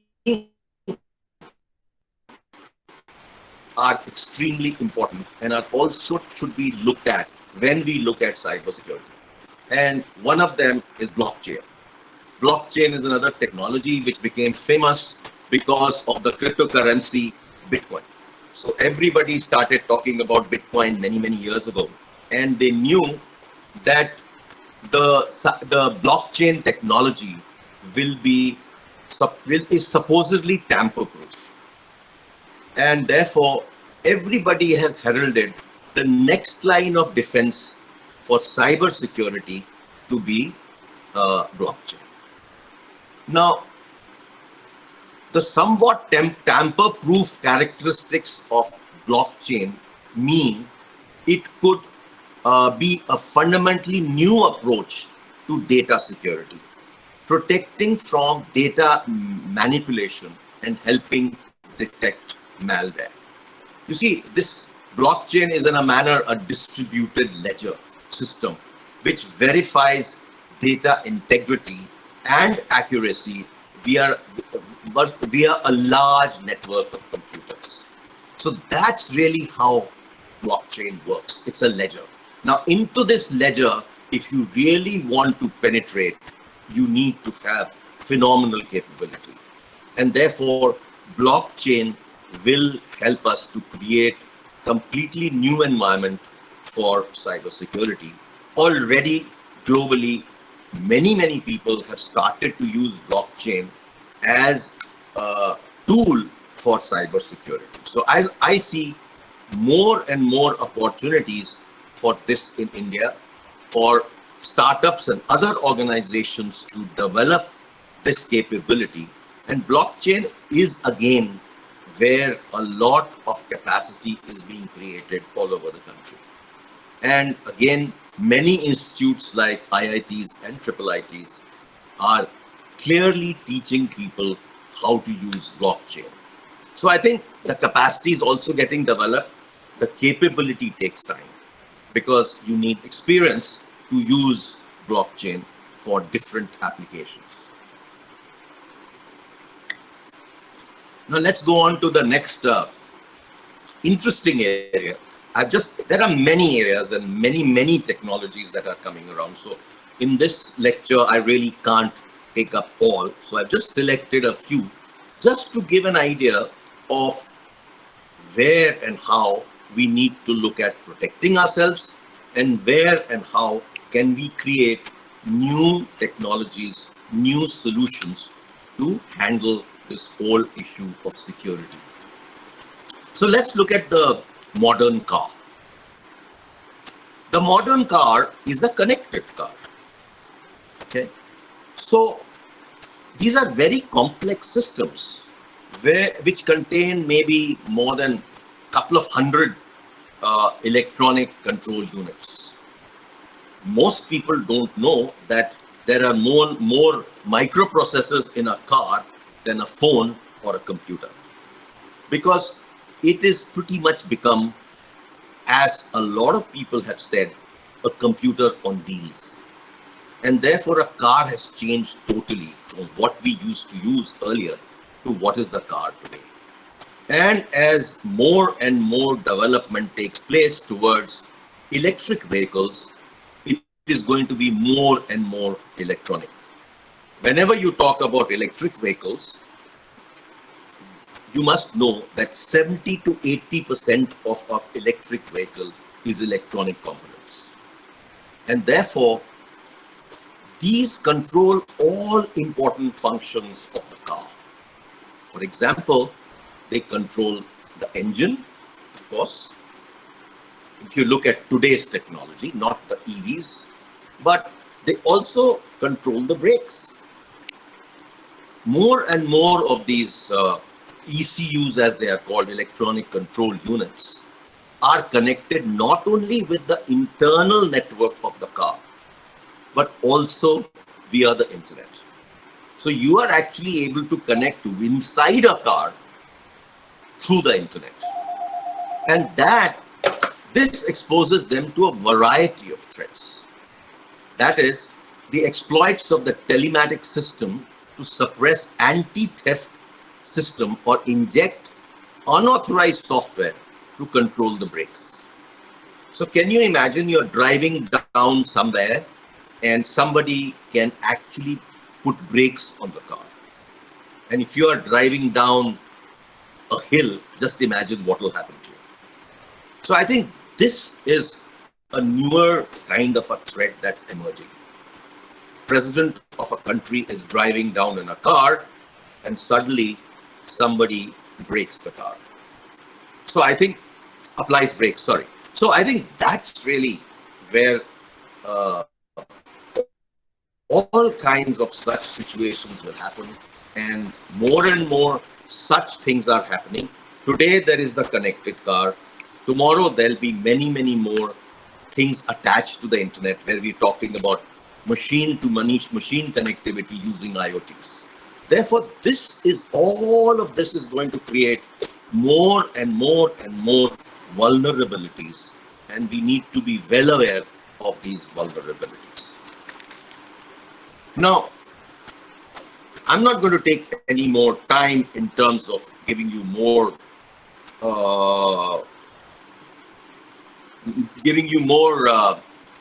areas, but let us look at quantum computing. Okay, a lot has been talked about quantum computing for many years, but it's finally taking shape. Okay, with the advent of quantum computing, the scenario changes totally. Reason? Quantum computing has amazing capability, many times our current computers. And quantum computing has been talked about and written about for many years. It hasn't happened in a generic way as you see your normal phones and computers. But many countries today have quantum computers. Google came up with this whole quantum challenge last year, or years before last, I think. And you could see that they could crack anything. So that is really where the issue is. If you can crack anything, what does that mean? All our current methods of security can be easily cracked with quantum computers in a second. That means you have created this fantastic cyber wall in your bank, and a quantum computer will get inside it in few seconds. So that's a major threat. And of course, China already sitting with a quantum computer next door. Right? So what do we need to do in this environment? The good news is that world over, there are close to, I think, 6 or 8 companies that are actually creating quantum cyber security products. So these are using quantum technology for securing you. And therefore, they will be able to make sure that you will not be penetrated in your network.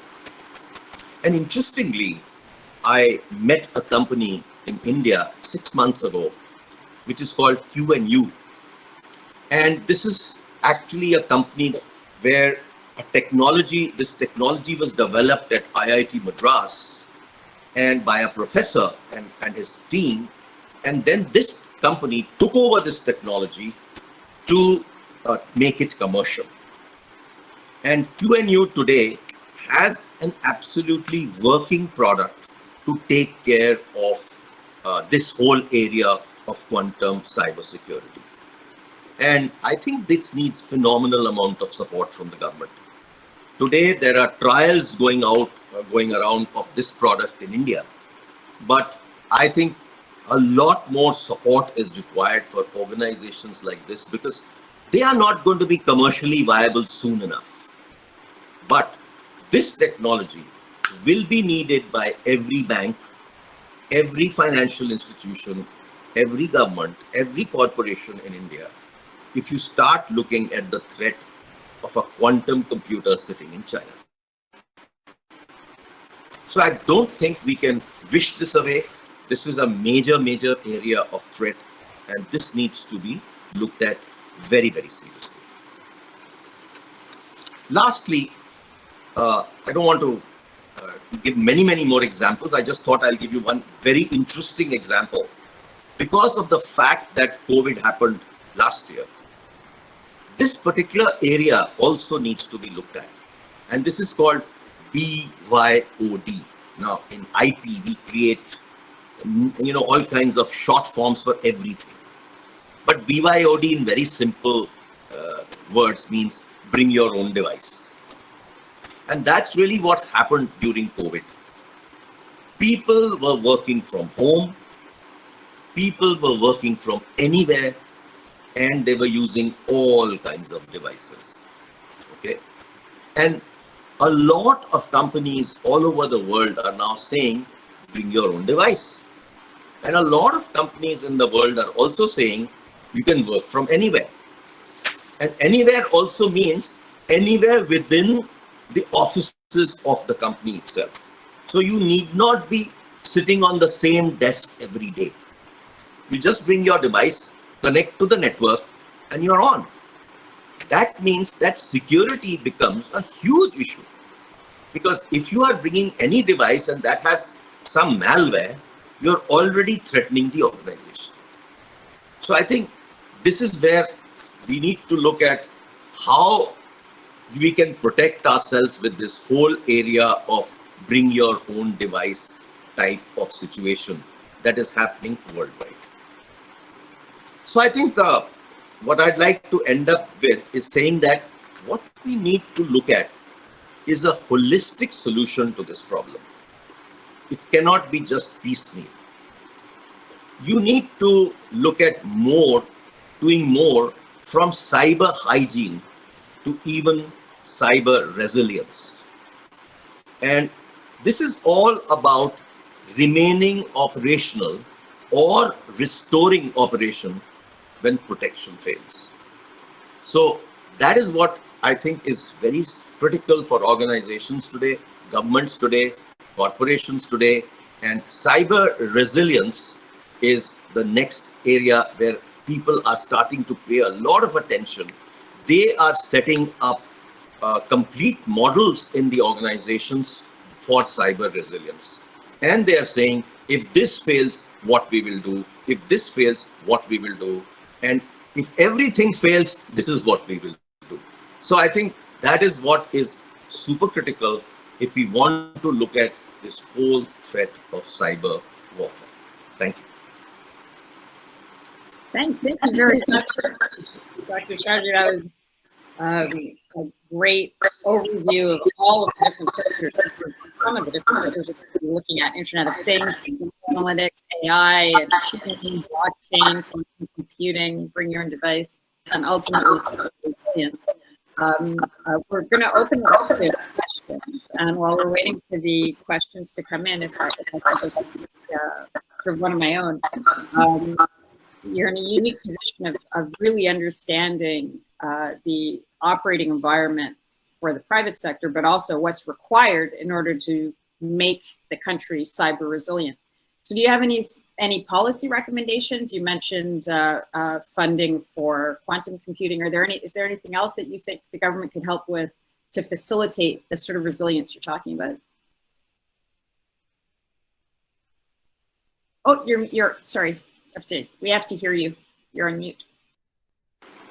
Yeah, somebody actually muted me, so that's why.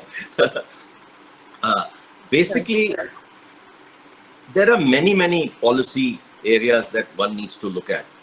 And as I mentioned, the government needs to look at all the technologies that I have talked about and needs to have many people within the government and within the armed forces.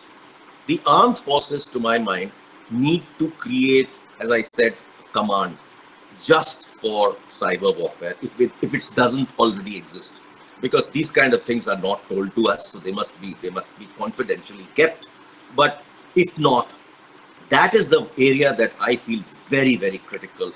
All the armed forces need to come under this command, and we need to create cyber warriors in very large numbers. That is going to ensure that all our connected devices that are there in the armed forces can be protected. You see, if you look at the soldier of tomorrow, is going to be a connected soldier. If you look at a little beyond that, there might not even be a soldier. You may have all kinds of robots actually working on protecting the country. If they are all connected, your threat issue becomes much, much bigger. And I think that is really where we need to start to act. So that's one part. The other part is the civilian part and the government part. Many policies need to be created for resilience. And I don't think this exists today. The government has done a phenomenal job in the last 4 or 5 years, but I think it needs to step up more and more as quantum computing comes around. And I think this whole area of quantum security is something the government must adopt right away, because it's not that it should be just on little trials. It has to be in a very big way. And that's what I feel is essential in terms of policy. Thank you very much. And maybe to help focus tonight for people who aren't as experienced in the topic as you are, if that doesn't happen, what is one of the worst case scenarios for 3 years from now, for example? Sorry, I couldn't hear you properly. Oh, sorry. What would be if that does not happen? What would be a worst case scenario for 2 years from now? Oh, the worst case scenario is already staring at us. We don't need to wait for 2 years. It's staring at us even today. And the worst case scenario is that all our systems can be brought down. Because if you look at recently, there were attacks by the Chinese, one particular Chinese organization, on our ports and on our vaccine companies and our electricity grids. We don't know how much they were able to penetrate, but we do know it happened, as reported by this American company. And therefore, it's already started in a very, very big way, and we need to start working on it now, because I don't think there's any time left for taking any, delaying this whole thing. And as I said, if China is sitting with a quantum computer, let's watch out. You mentioned that there's some very good education programs going on. Do you think that the universities are prepared to produce the warriors that you're talking about? Yes, definitely. A lot of this technology is very well known. It's not that it's absolutely brand new.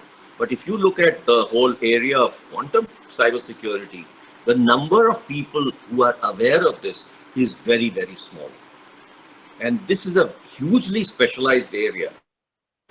But interestingly, as I said, IIT Madras has this capability that they developed 5-7 years ago. And they actually created a research project around this with the professor there. And luckily, one of our companies picked up this whole technologies and has commercialized it. So I think that is where we have some kind of a situation of a leadership position, because just 6 companies in the world have this capability. In some of the previous meetings, there was a discussion about trying to create partnerships with other countries. Is that starting to happen as well within you? Yes, I think in 2 ways. One is that you create a developmental partnership with certain friendly countries. So, for example, if Quad is being formed today, why can't Quad be used for cybersecurity as well? And I think that is where great countries like the US and Japan, who have very advanced capabilities, and Australia, can partner with India by creating certain capabilities which do not exist today. And we can protect ourselves from all kinds of attacks if we are creating a central command. Like, you see, I feel that in a manner, Quad is becoming a quasi-NATO type of a situation. And I think that's where it will go. And it's a requirement. Because if you want to protect this whole geographical area where China has its designs, so I think it's very, very important that these countries work together in looking at this important area of working together. And secondly, Australia has also developed a product for quantum cybersecurity. So if that company and the Indian company and the American companies, there are 2 American companies also, they collaborate and they start to work on what we should create as the next generation cyber secure technology, I think it would be great. Thank you. I'm told my sound is not good, but I don't know what to do about it. But we have a raised hand. So does Neha Ramesh want to ask a question? Yes, ma'am. First of all, I want to thank everyone here for the opportunity. Sir, I have one question for you, sir. So the problem with quantum computing is that the results we get from the quantum state can be extremely unreliable. i.e., it can cause a lot of calculation errors and even minor inconsistencies in the data sets we put in, which will normally be bootlegged by human error, can lead to vast misinterpretations of data. Don't you think such a volatile system shouldn't be applied into defense, which has ramifications throughout all spectrums, this early? I mean, the promise of quantum computing in the 1990s was that it'd be a one-for-all solution. They promised that they could solve the 9 greatest mathematical problems in a day, but we're not there yet. So do you really think we can use quantum computing as a frontline for cyber defense when the answers are reliable as such? Thank you, sir. Well, a lot of work has happened since then. And I've actually seen what this company in India called QNU has developed. They have already created a product that works. And they've also created this product and tested it in a certain very specific locations within the defense forces already. So this kind of testing has been going on.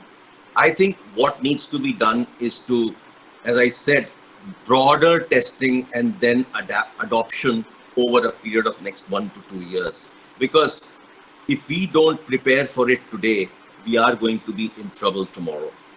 And yes, quantum has its own limitations, but every day these improvements are taking place. And lots of organizations world over are working on this. And today, there's a lot of proof that this works. And you see what Google did a few years ago. So, all of this is happening, as we speak. As I had already said, quantum has been around for a very, very long time. It's nothing new. But today, it's getting to a stage where it is getting to be commercial. And I see quantum to becoming commercial in the next 3 to 4 years. It's not that far. And therefore, we should be looking more aggressively at adopting such technologies. Ma'am, can I ask a follow-up question, please? Yes, please go ahead. Sir, so on the grounds of commercial uses of quantum computing, there are trading algorithms being developed by supercomputers to be put into applications in NASDAQ. Do you not think that it could cause inconsistencies in the already existing trading algorithms and further lead to a financial meltdown of sorts? A very interesting question. Yes, of course, these kind of things can happen. But I think the various organizations that control such systems need to be well aware of what can happen. And therefore, if you actually protect yourself and plan ahead of time, you can actually prevent things like this happening. Because I understand what you're saying. If you have this inconsistency in terms of what algorithms people are using and how fast they can get to their results, yes, they will have a definite advantage of others who don't have it. So I think this is something that we will need to watch out for. Even today, some of this is happening by people using more and more powerful hardware, but that needs to be taken care of. It has happened in the past in India. There was a situation with the National Stock Exchange, if I remember, where the servers were kept closer to the system, and those guys had more advantage over others. So these kind of things are going to happen. We better watch out and we be aware. So that is what I think we need to do. Thank you. Thank you, sir. Sorry, the Honorable Dr. Jaggedish has a question. Hello, Ajay. Hi. Hearing your exposition, it was absolutely very nice. I just wanted to ask you about the special vulnerability which India faces because we don't have semiconductor manufacture, and all hardware requires semiconductors. And like you said that a car is itself a creation which can be a very good space from which they can do a lot of damage. But if huge power transmission, communication, finance operating, all these depends upon hardware, and this requires chips, which we don't produce. So what is the solution, or what would be your recommendation in this respect? A very good question. Since you know me so well, you asked me the right question. So, as you know, for many, many years, I have been a great proponent of making ourselves totally Atmanirbhar in terms of hardware, and especially in the area of semiconductors. And good news is that last 1 to 2 years, major actions are being taken by the government. Now, in one of my interviews a few months ago, I had specifically mentioned that the Senator Sasse in the US Intelligence Committee specifically mentioned that the next wars are going to be fought with semiconductors. And that is absolutely true. So therefore, very critically, we need to start our own capability to manufacture semiconductors in India, and also to start creating products which are chip to system. And we cannot just depend on importing these chips from China and certain other unfriendly countries. So, you could have a spyware sitting or a backdoor sitting in any of these chips, and you really wouldn't even know that it's sitting there. So I think very importantly, we need to create our own semiconductor industry. As you can see, what the US government has recently done is that they created this whole area of CHIP Act, as it's called, short by some people. And under this CHIP Act, they have prevented China to use American chip fabrication software and American chip fabrication hardware. What does that mean? That means that China can no longer produce its chips using American software or hardware. And the only source of such products is America. So you can see where it places China. China has to start to develop its own software capability in designing a chip and its own manufacturing machines that can make a chip. So I think these are the kind of threats that we face, and we must create our own semiconductor industry in India. Good thing is that there is a new policy that's being introduced very soon, which is going to be the fabless policy for India, where a lot of companies will be given incentives to design chips in India. And 1,000 crores is being put aside for creating this capability. So recently there was an EOI also for setting up semiconductor plants in 2 areas.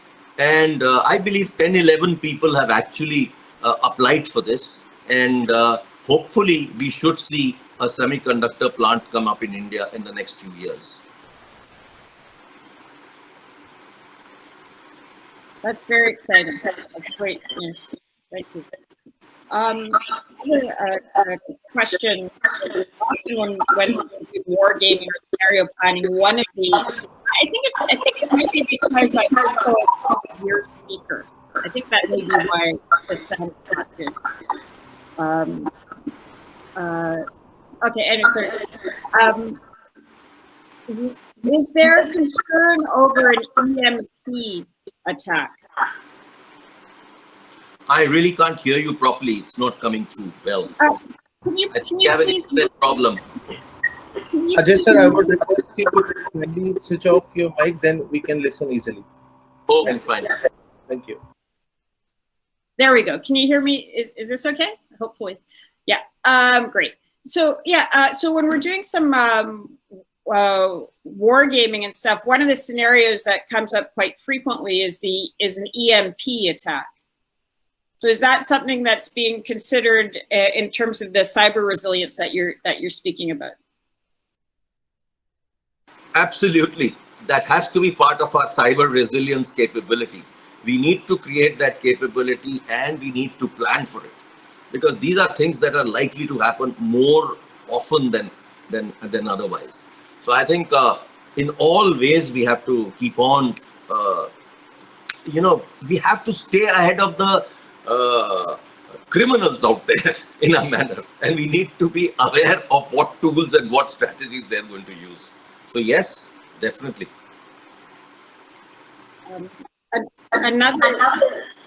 Sorry, you have to mute yourself again. Sorry about that. I think it's the distance from Miami is creating a bit of the echo. The other issue is that often we talk a lot about defense, but then the question is, what about offensive capability? Because you're in a position now where you have very hostile neighbors. So how does one go about working on developing that capability when you're a democratic, rule of law country? Democracy does not prevent us from being offensive. So I think all of us in all over the world, we have created nuclear deterrence, and everyone knows that there is a nuclear deterrent. So they should also create a cyber deterrent. And therefore, you have to have the cyber deterrence created through offensive means only. And hence, whether it is the command that I talked about for the armed forces, that is where this capability should reside. We should have an offensive capability to actually keep looking at certain areas where we can employ any time if we get attacked. And that will then become, and then you tell people, yes, we have this capability. So that tomorrow will become a deterrence. See, for example, when I said there are 300,000 warriors sitting in China, how this figure is known to your Sunday Guardian? Somewhere you have found this out, no? So this is going to be found out by the Sunday Guardian about India too. And if India creates 400,000, I think people will know. I'm looking forward to that. That would be a great thing. So we're right at the end. So I'm gonna ask the optimistic question, which is where would you like us to be in 3 years? What would you like to see in place 3 years from now, which would make us all more resilient and better able to deal with these changing times? Well, use every tool available to us. And I have talked about all the technologies that are available to us to use. And you need to use really creating facilities all over the country where different capabilities are picked up, pulled together, and work in a very, very unified way. This is not about having all kinds of capabilities all over the country. This is about bringing all the capabilities together. And therefore, a lot of research work has to be done. And this research has to be, farmed out in a very, very planned way to different institutions and to the private sector. Please do involve private sector in this. Let's not just do everything through the government. Do involve some critical organizations of the private sector, because they also have the capacity and the capability. So I think all this needs to be brought together in a very, very strong way and create a 2 to 3 year roadmap of development and research, which will keep us ahead. Because if we don't do that, somebody else will be ahead of us. Thank you very much, Dr. Chaudry. I think you've given such a comprehensive overview of the areas where we need to work and how we can do it and why we need to do it. That it's a real call to action. So thank you so much for your insights and your breadth of knowledge and for sharing your time with us today. It's greatly appreciated. Thank you. You're welcome. Okay. Thank you. So now we're moving on to our next keynote, who's Professor Jaggedish Kumar, who's currently the Vice Chancellor of JNU, that great university, and a professor in the Department of Electrical Engineering at IIT Delhi, and a scientific mind, which is a valued thing in universities these days, I think, especially coming from here, we certainly value them. And we have a half an hour of insights and questions, so really looking forward to it. Thank you, sir. Professor, please take it away. Thank you very much. I hope you are able to hear me clearly. Perfectly. Right. It gives me immense pleasure to be on this platform along with my distinguished colleagues and the participants, not only from India, from across the world. We have just now heard Shri Ajay Chaudry ji covering the entire landscape of technologies in the area of cyber and information technologies. Some of us who work in the area of technology may be familiar with many of these things, but for a general audience, having a clear understanding of what are the existing technologies and where we are going in the coming few years, and as a country, what needs to be done to strengthen ourselves from a security perspective is very, very important. And I'm sure that during the course of the deliberations, many of these things will be discussed and deliberated. And, as an educational institute at JNU, last year, we established a special center for national security studies.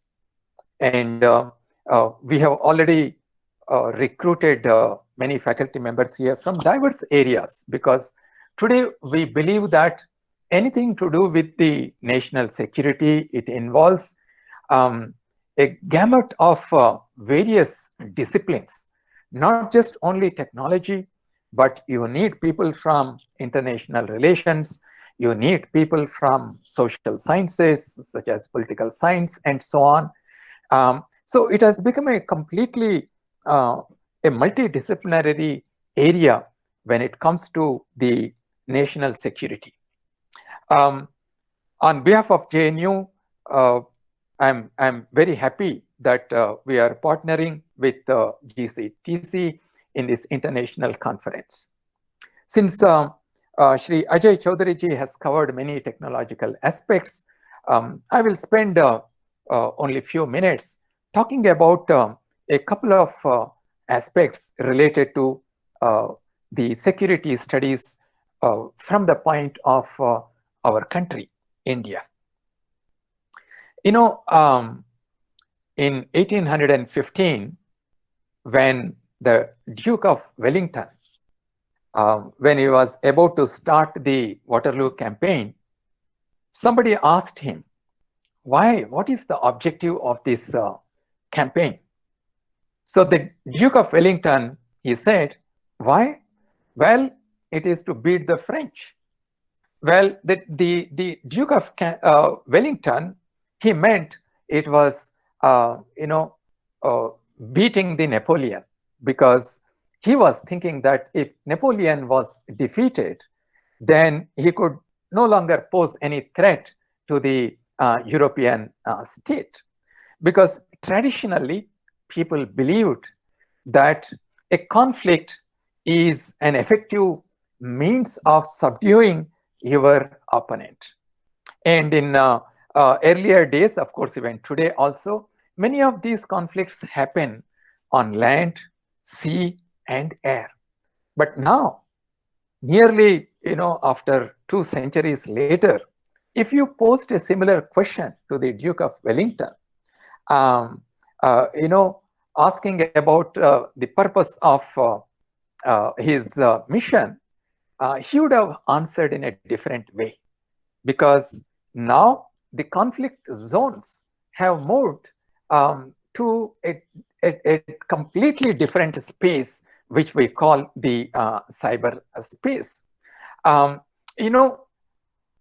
We may defend, one may defend against a cyber opponent, or even dismount the cyber attack. But it is now becoming very clear that it is very rarely possible to beat a cyber opponent the way the Napoleon was planning to beat, the way the Duke of Wellington was planning to beat Napoleon in his Waterloo campaign. This is because in today's conflicts, in cyberspace conflicts, the opponents largely remain unknown.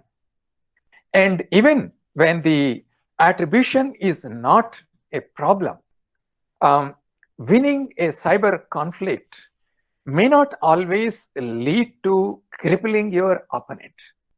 And it may not be possible to stop the opponent to come back again, to create problems to you. So that is the reason why when we are involved in a cyber conflict, when we are trying to protect ourselves, it is also quite possible that we may reveal too much about ourselves, our cyber capabilities, our skills, and the technologies that we have. And in doing so, perhaps we may open up for further attacks by the cyber criminals or cyber opponents.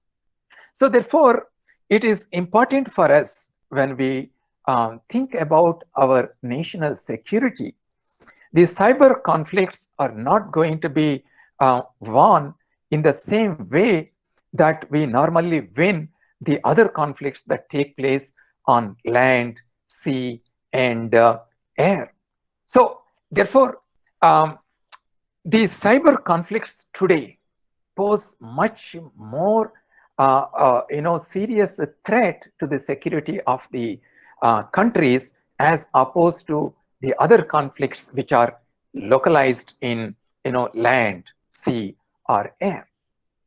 The other aspects of the cyber conflicts which can threaten our security is the possibility of the escalation of the cyber conflicts, because escalation of cyber attacks is something that we need to be very, very aware, because as you know, as we are talking, the kind of cyber attacks that have taken place have exponentially risen from millions of cyber attacks to almost billions of cyber attacks now.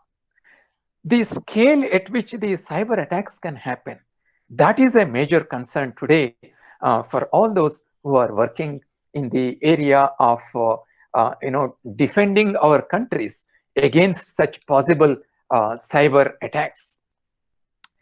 Well, of course, as Chaudhary ji has mentioned, one way of meeting these cyber challenges is to develop suitable technical solutions.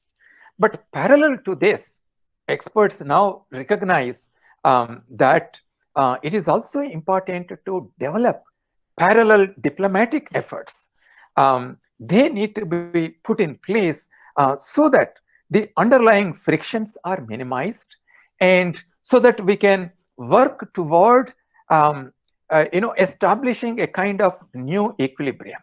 Because it is not a good idea to throw the countries into a kind of non-equilibrium situation where the conflicts will keep coming again and again.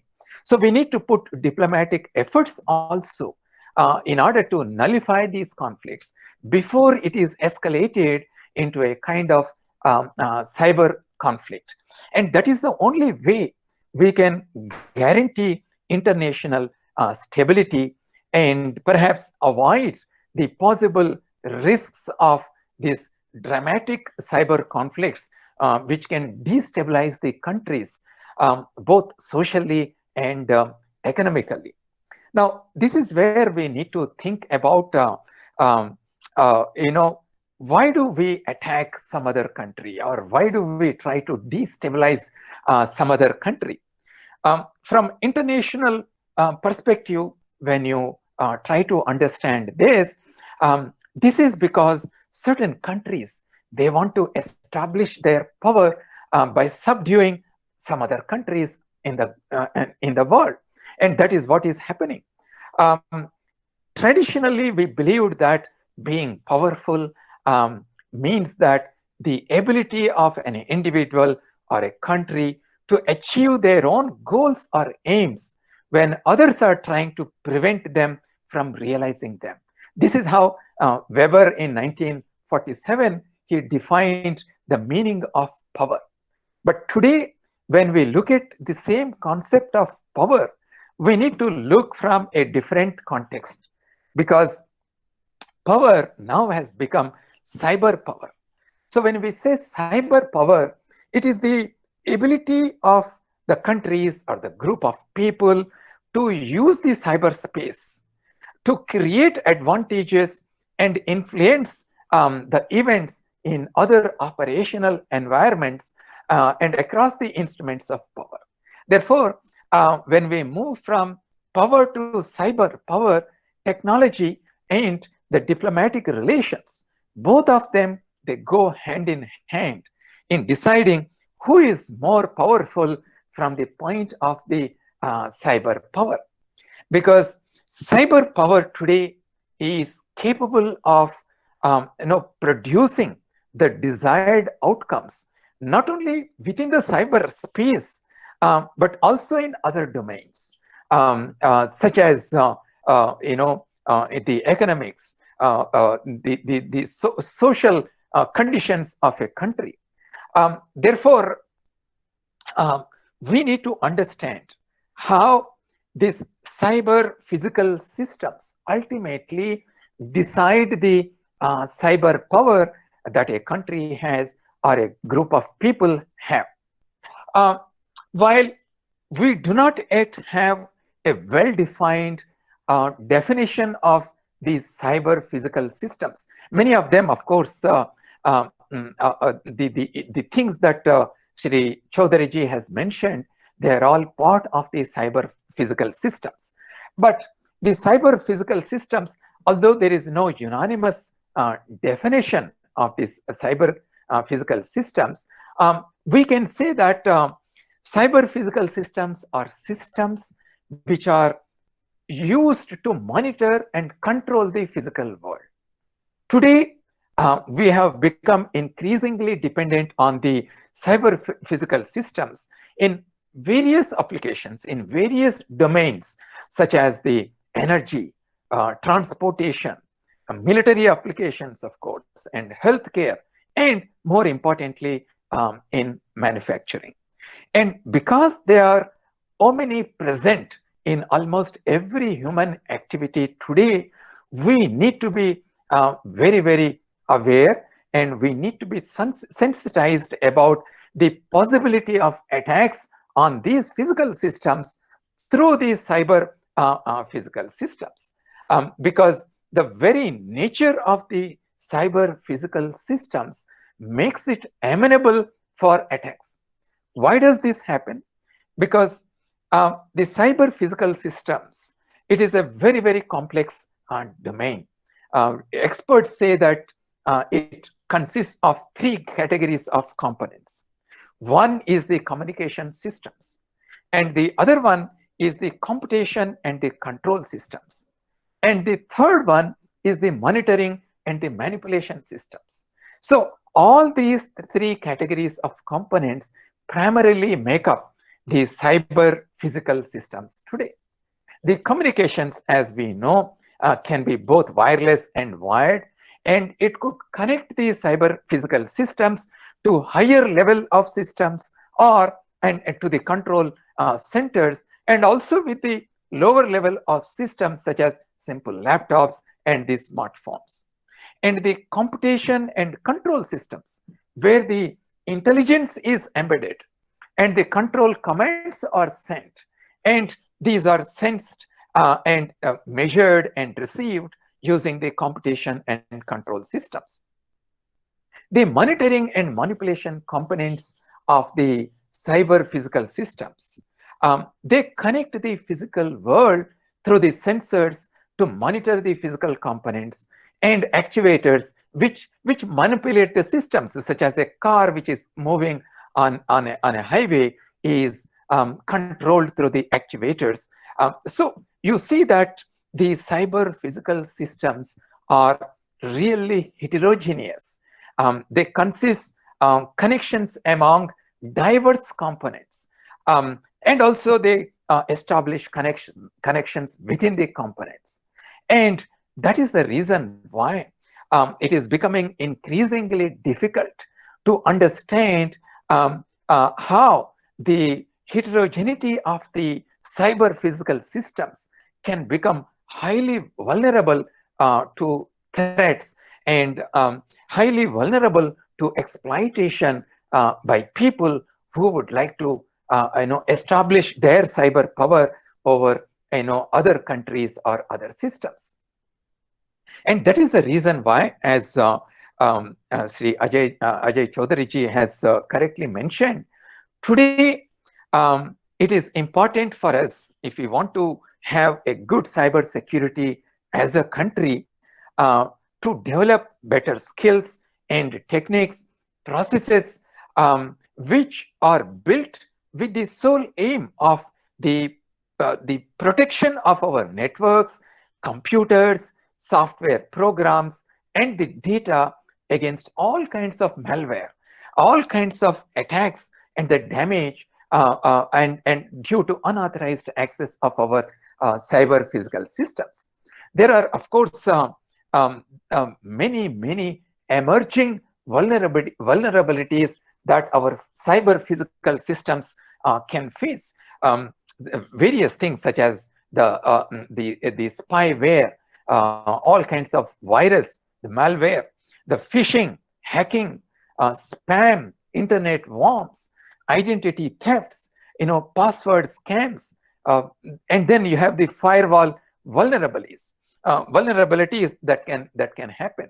And then the physical devices that we use to access the cyberspace themselves are vulnerable to all kinds of these attacks.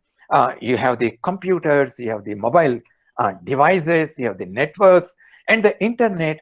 All of these can be subjected to all kinds of destruction to simply have personal gains and political benefits. And that is the reason why today cyber wars and cyber terrorism, they go hand in hand in creating international disturbances and destabilization. So by making use of these cyber tools, cyber physical infrastructure such as finance, energy, transport, and the government systems, when they are targeted and attacked by these cyber attacks, it can cause physical injuries, it can cause terror among the population of these countries. Therefore, the whole world is today in the need of developing better cyber security techniques which can successfully combat these kind of increasing forms of threats. Today, the cyber power is controlled both by the state. Many countries are very powerful through the cyber power, but then we also have to understand that there are several non-state actors who are actively using this cyber power, because today the cyber power is highly diffused. A single tweet by a teenage climate activist can bring the world's attention to a localized agitation by a small group of people in India, just as an example. Such diffused cyber power by non-state actors can also affect the sovereign powers.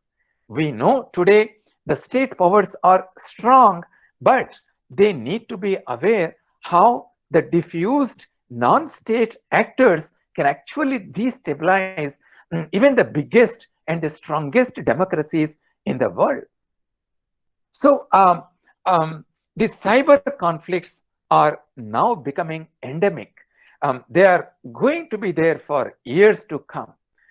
These conflicts will continue to, with an aim to destabilize countries. They are continue to be there because it costs very little to the people who want to involve themselves in these cyber conflicts in terms of the resources and the risks. There are very few risks to the attackers because they remain anonymous. And it costs very little in terms of the resources also for these attackers.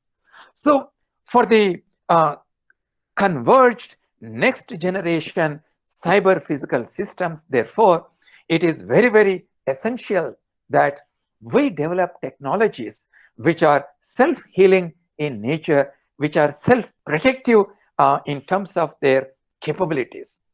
But having said that, it is just not only the technologies. There is also a greater need to formulate international laws which are uniform in terms of controlling these cyber security aspects.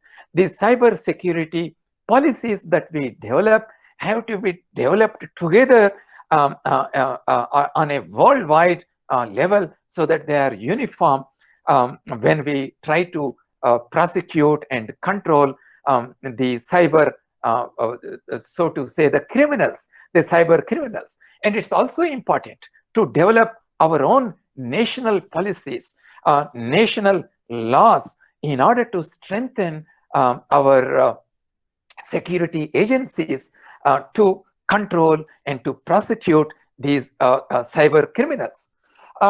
Having said that, there is another important area on which all of us as technologists we must focus on, because having international laws, having national laws to minimize the impact of the cyber attacks and cyber criminals is alone not sufficient, because you also have to, for these laws to be effectively implemented, you also need effective evidence to be brought forth in order to prosecute these people.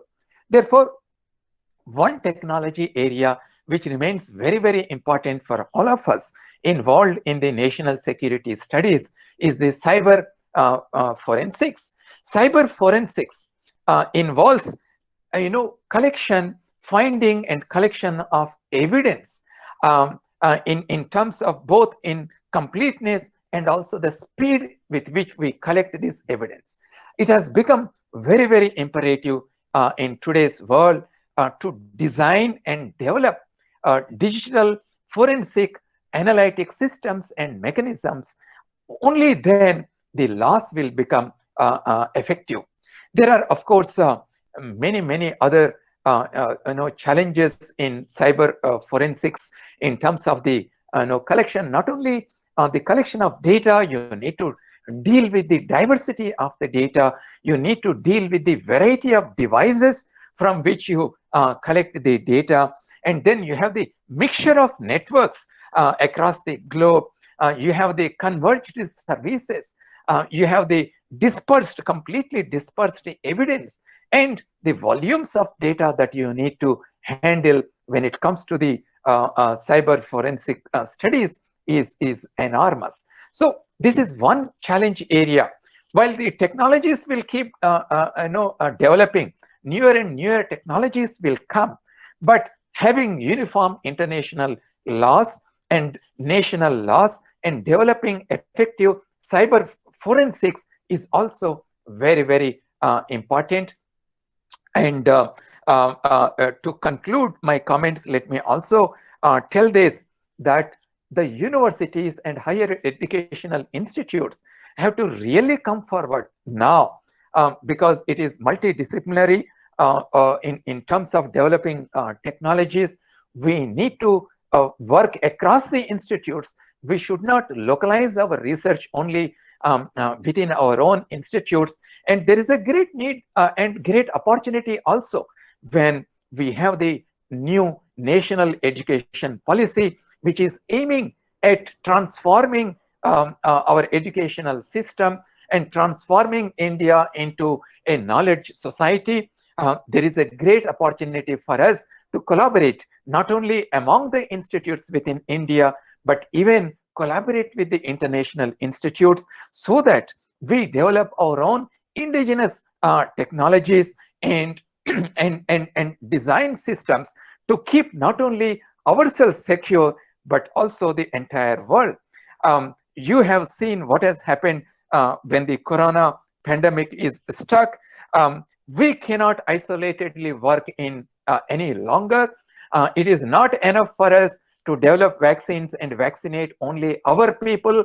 The rest of the world also needs to be vaccinated. The rest of the world also has to initiate their economic activities so that we can also participate in the global economic activities. So the same thing happens when it comes to the national security. We cannot develop technologies only for ourselves and think that we will remain secure. We need to work globally, and we must have a global internet governance model so that we develop systems which will provide us high security and take care of all the privacy aspects of this security. I would like to thank GCTC for organizing this international conference and for bringing so many experts on a single platform to deliberate and critically think all aspects related to the cyber and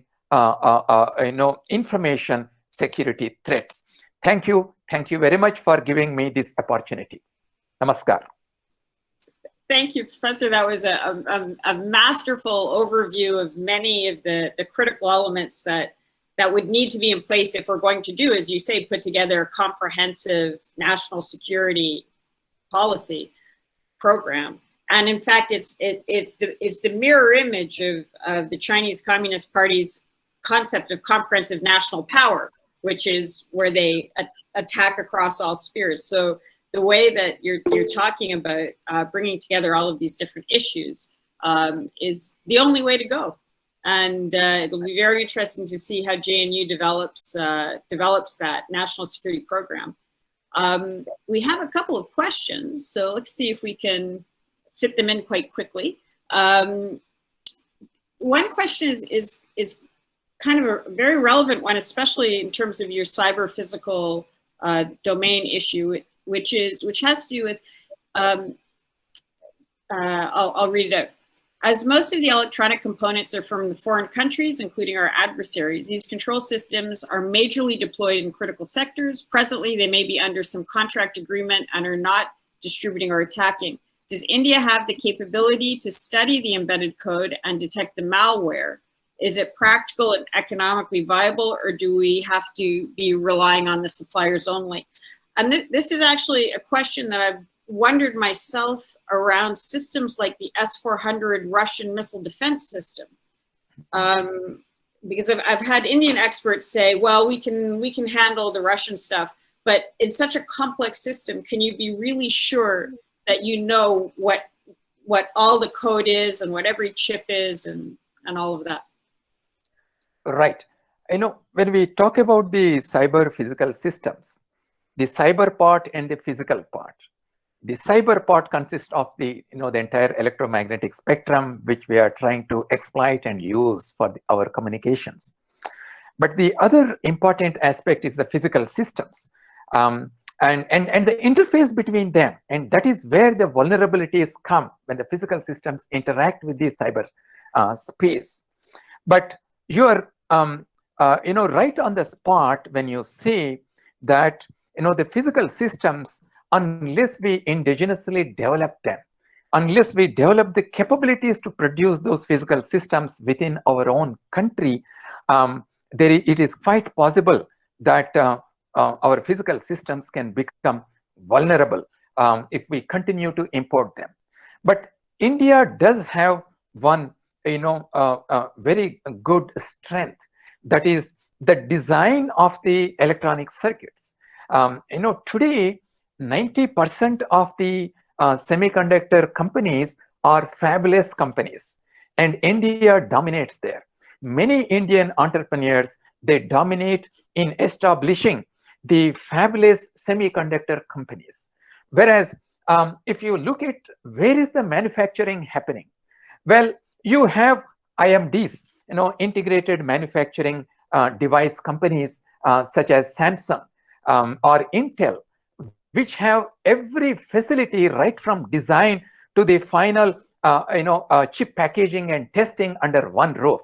But if you look at how the semiconductor technology has evolved, nearly 60% of manufacturing now takes place in foundries, which are completely dedicated to converting the designs into chips, such as the TSMC in Taiwan, such as the Micron Technology Company in Europe.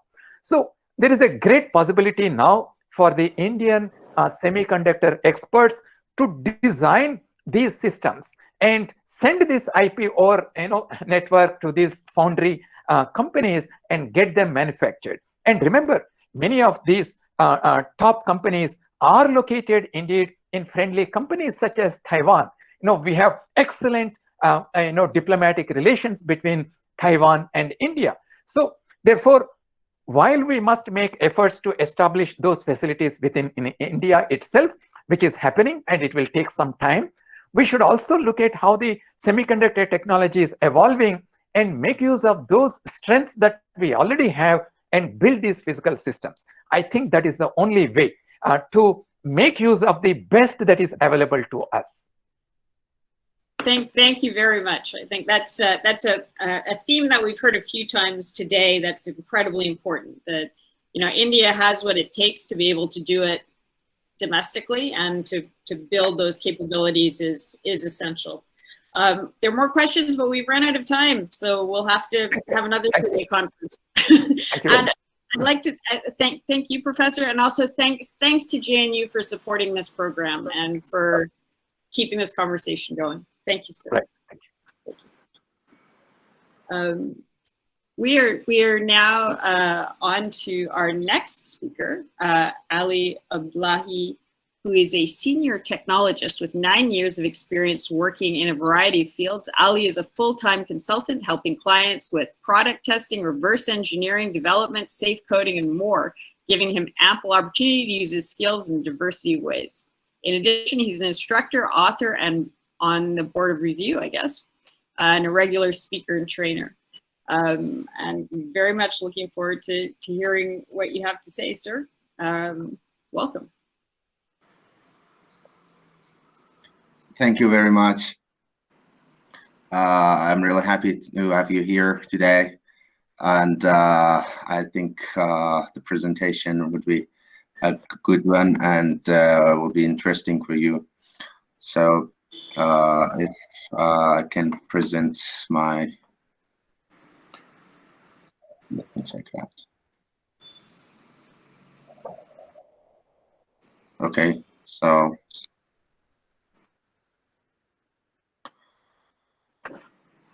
hello everybody, thank you for your time. This is Ali, and here at GCTC today I'm gonna talk more about identified misuse in telco infrastructures, which is very interesting and is a major issue in today, actually cyberspace and information technology and ICT environments. So as a host mentioned about me, I'm Ali, and with 9 years experience in different variety of fields, I'm author and instructor, and regularly speaking and training at top industry conferences like DIFCON, OWASP, and No Name Con, Countermeasure, etc. So because we have no time, I'm going to start the whole presentation. So in this slide, actually, I want to show you that fake base stations or BTS in traditional network and technologies, or today technologies is LTE, eNodeB, or 5G GNBs. Are one of main concern for every ICT engineer or security professionals, because most of criminals trying to exploit and spoof fake base stations and run, for example, indicator to actually retrieve your information, your IMSI number, which is the most important value in telecommunication, and it is very confidential. So in the left-hand side, we have news. But Ali sir, I would request you to kindly share the slide. I mean, we are able to see the slide, but if you could put it one after another, because move the slide. Can you see the slide? Yeah, only the first page.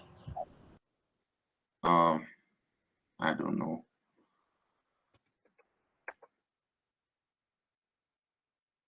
Actually, let me stop sharing again. So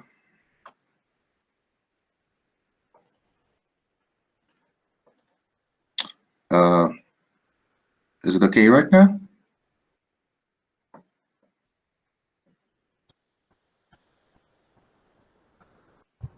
Yes, sir.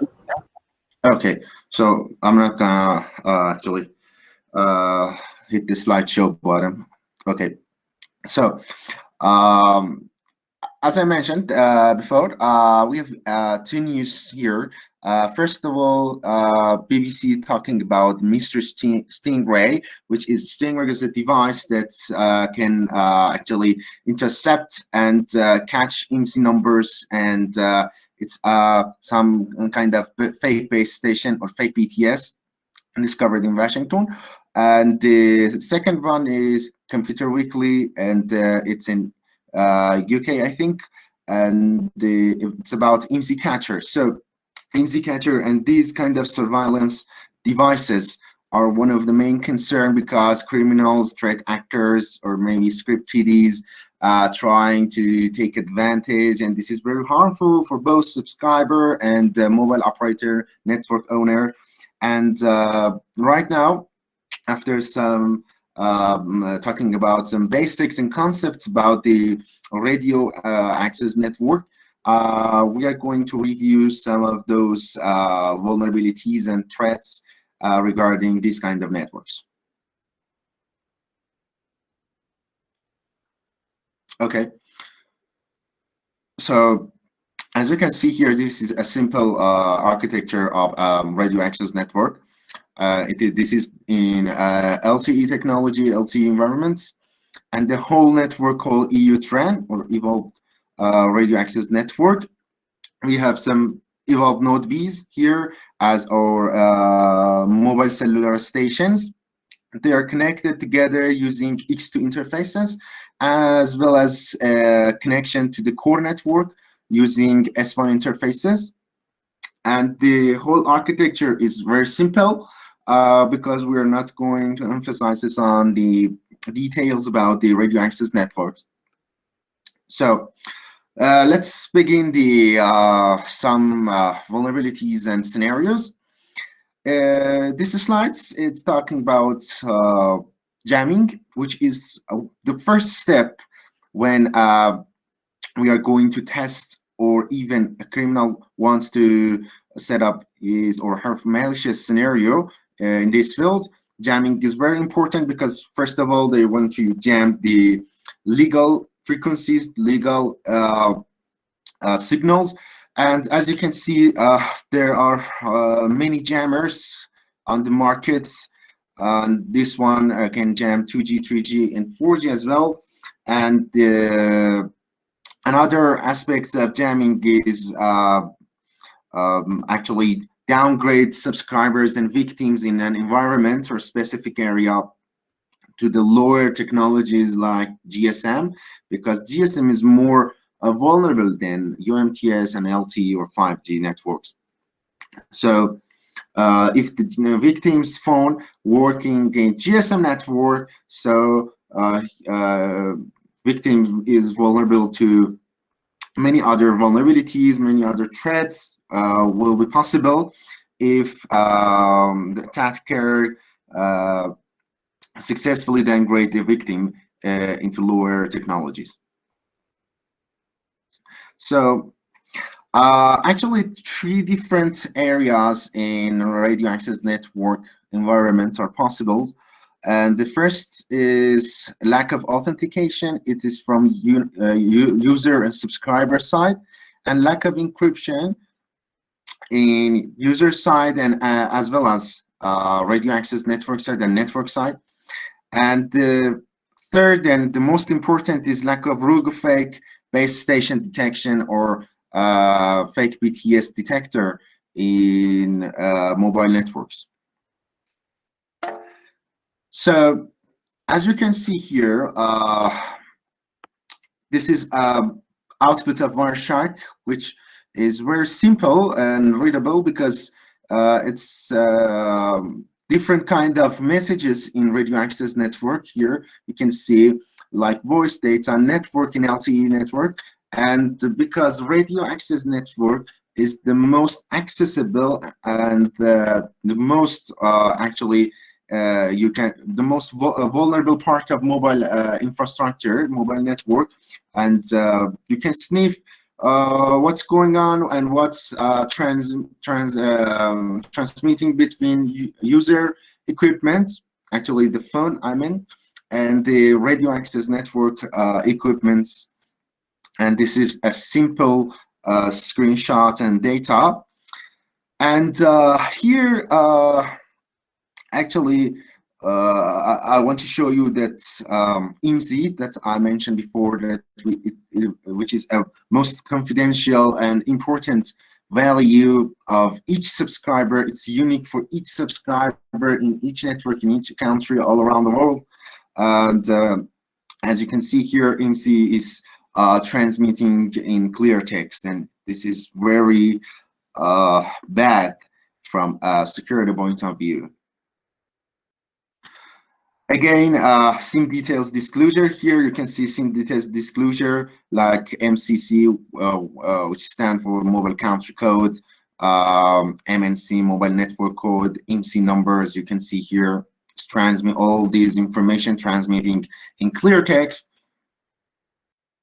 And here, TIMC, let me talk about a little bit more about TIMC number. As I said, IMSI is very important. IMSI is very confidential in mobile network infrastructure. Network operator, network owner try to use an alternative for IMSI number to reduce the risk of IMSI leakage. And the number is TIMC, or temporary IMSI number. However, TIMC still valuable for us as a security defender and network security engineer, as well as attackers in radio access network section. And here is a simple TIMC sniffer tool, which is free and open source on GitHub. And as you can see here, we can actually capture all those TIMC, those available TIMC in our area with this tool. That was another example. And let's talk about the encryption, which is very important. As I told you, GSM is the best place for attackers, and because it is more vulnerable, it's a best place to set up malicious scenario.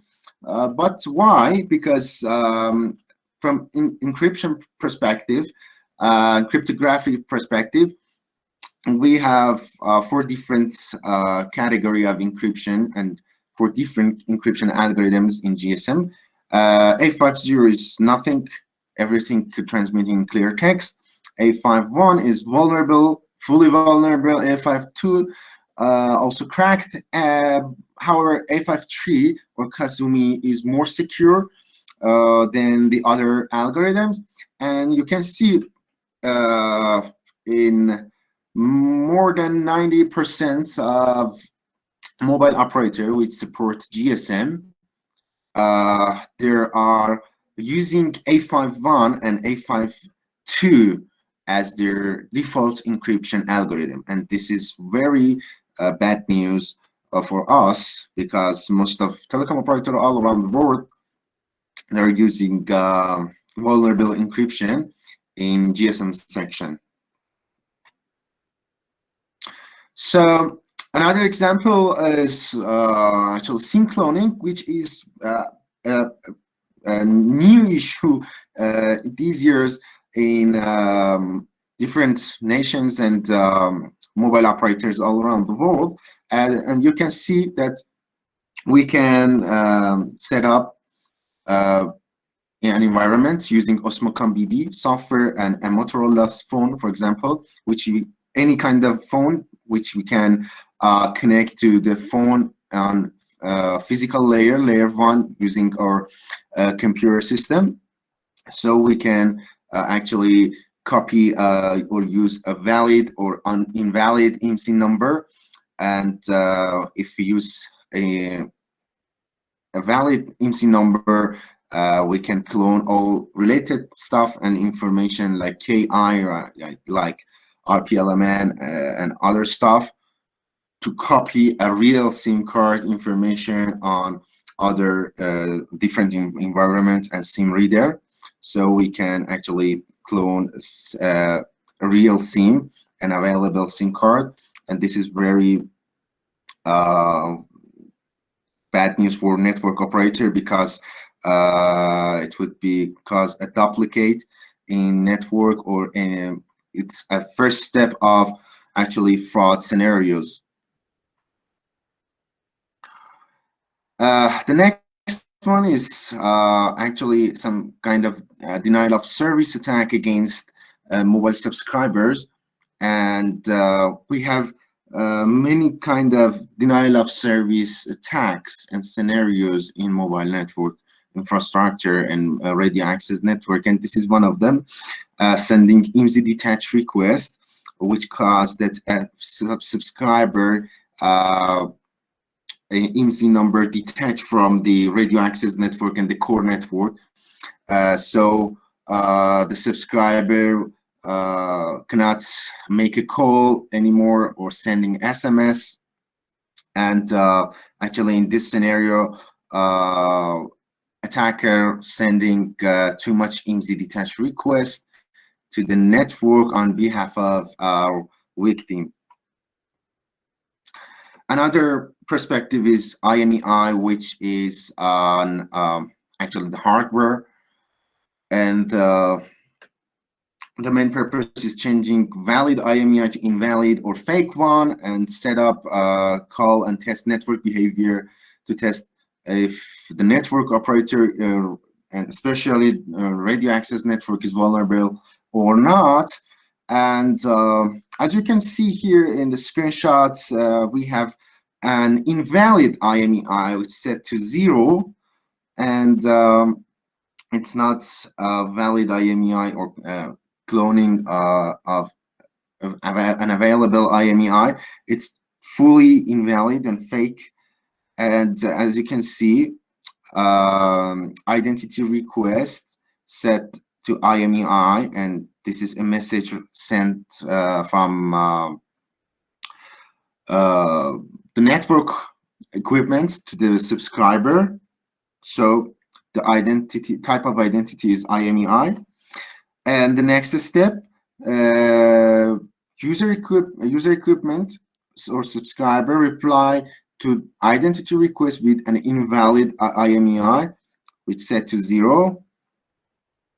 And as you can see here, network accepted an invalid IMEI from, and this is the acceptance from network side, and ciphering mode is completed here. So the most important part of this presentation is here, and how we can detect these kind of scenarios, actually fake BTS and or IMSI catcher, the next steps. So here is some solutions and some parameters to observe inside our network. But actually, I'm working on this solution to make a fully reliable and flexible solution. And I hope it will be a good research, and I will be done this year, I hope. So the first one is request for downgrading. We must observe any request for downgrading in network, because downgrading is not a normal request, and the action in mobile network operator, especially in radio access network, downgrading to GSM, because we have a normal downgrading. For example, in many mobile operator, we have normal downgrading, which called CS fallback, because there is no kind of voice over LTE in some mobile operator all around the world. And as you can see, when you want to make a call, your technology on your phone screen will be downgraded to 3G when you are calling. So this is CS fallback, and this is a normal downgrading. But downgrading directly from LTE or 5G to GSM is a suspicious activity. And the second one is cipher mode complete response delay. Delay on response to cipher mode complete request is another key to observe inside the radio access network. Encryption cancellation is another one, because encryption cancellation is very rare in radio access networks. So because all subscribers and all user equipment, mobile phones, accepting encryption from the network side, and they will negotiate with the cell tower, and after encryption and ciphering mode completed, they can make a call and attach to the network. So encryption cancellation is very rare, and if it happens in radio access network, we must observe it and set alarm for any kind of cancellation and encryption. Too many paging group requests. This is very good key parameter because whenever an attacker wants to set up a fake base station or mzcacher, they will try to actually propagate and sending too many requests, too many paging requests, paging group to all subscribers in that specific area. So, but a cell tower, a legal cell tower, a legal base station doesn't send many paging group to many subscribers in specific area, just the specific subscriber in a specific cell tower with specific ARFCN number, and many requests for paging group is another key parameter to observe. Same LAC and CID for different ARFCN numbers is another suspicious activity, because each LAC, which means a location area code, and cell identifier, which you can locate a subscriber using LAC and CID, must have a unique ARFCN, and each ARFCNs in our radio access network must have a unique LAC and CID. However, a same LAC and CID for different ARFCN in a radio access network is suspicious activity and suspicious sign of. The next one is failure to introduce neighbor cells, because this is very a good parameter, because in different monitoring systems in radio access networking and telecommunication, we can observe this kind of activity, because each cell tower, each base station and cell tower, I meant each sector must introduce neighbor cells to another one, and this is a common activity in radio access network. And failure to introduce neighbor cells, which you can observe all alarms in network monitoring systems, will be another sign of malicious activity. And pretending to be an only cell in an area is a spotlight in this field, because no cell tower, no base station will not announce that they are on the only cell in an area, and this is the one of the key parameter and key sign of fake base station, to announce that it is the only cell in the area, because that fake base station is trying to actually pretending to be the only one in the specific area, and all subscriber connecting to that and in the next step it will be capturing the IMSI number or sniffing the data.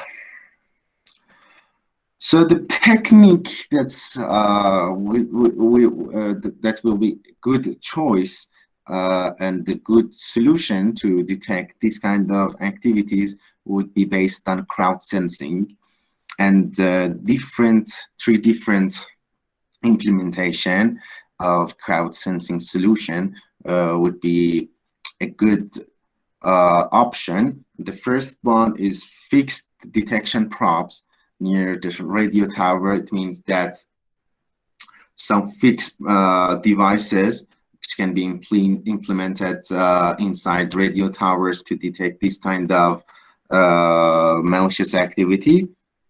And it would be a mobile device. It doesn't matter, a device, a radio-based device or a mobile device, it doesn't matter.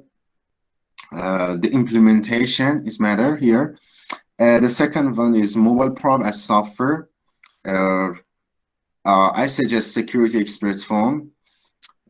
We can propagate our software and install the software to observe them,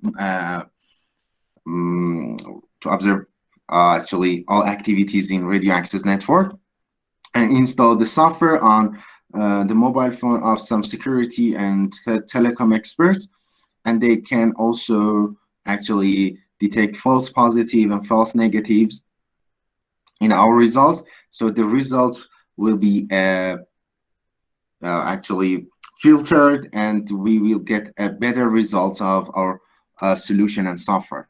And the third one is mobile probe as software for people phones and some other individual.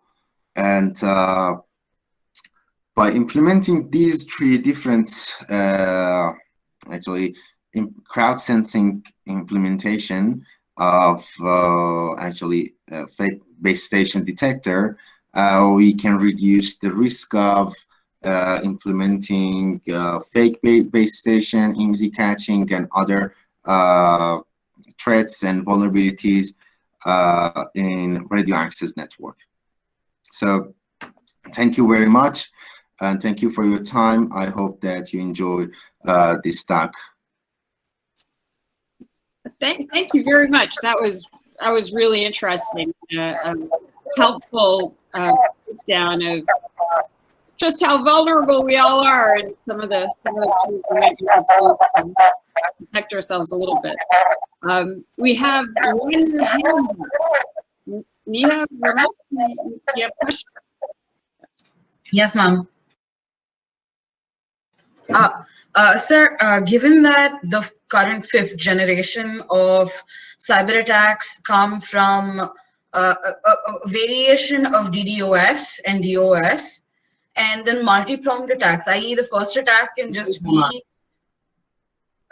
be something to mask or something that will cover up, or something that is set up for a second attack, and it can be set dates in advance. Is there any way to integrate AI to create a system that could preemptively stop these attacks? Yeah, actually, thank you for your question. So, as I told you, that's 5G itself. It's not a complementary solution, because whenever a mobile operator using 5G and traditional network technologies like 4G, 3G, and 2G, besides 5G, we have still vulnerabilities in that mobile operator. However, if whenever a mobile operator or mobile network operator or any other MVNO that using some other MNO infrastructure and trying to implement a pure 5G or pure LTE or pure 5G network, we will have they are going to reduce the risk of these kind of vulnerabilities. But even in 5G, we have more vulnerabilities, because we are talking about IP infrastructure, we are talking about software-defined networking and network function virtualization. Yes, sir, but my question is infrastructure for the 5G or the pure LTE or the 4G or the 3G is already set up. Even optic fibers are being set up as we speak.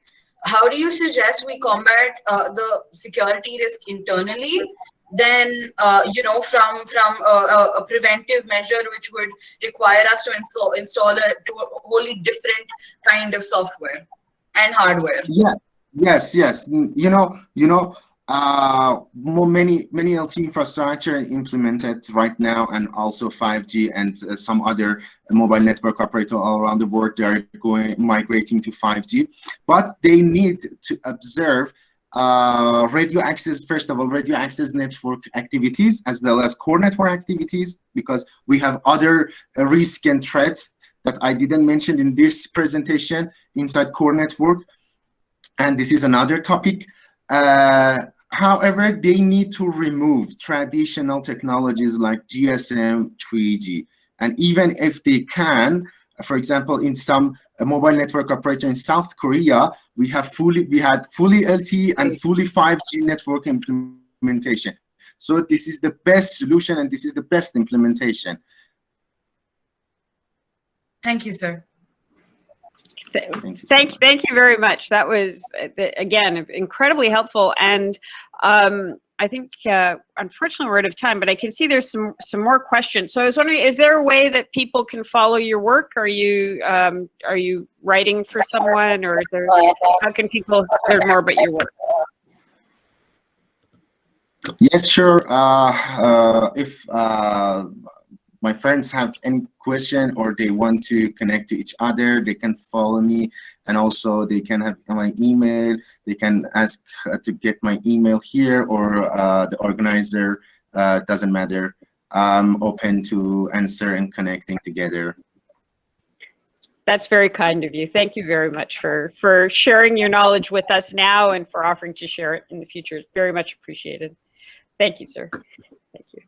Thank you too.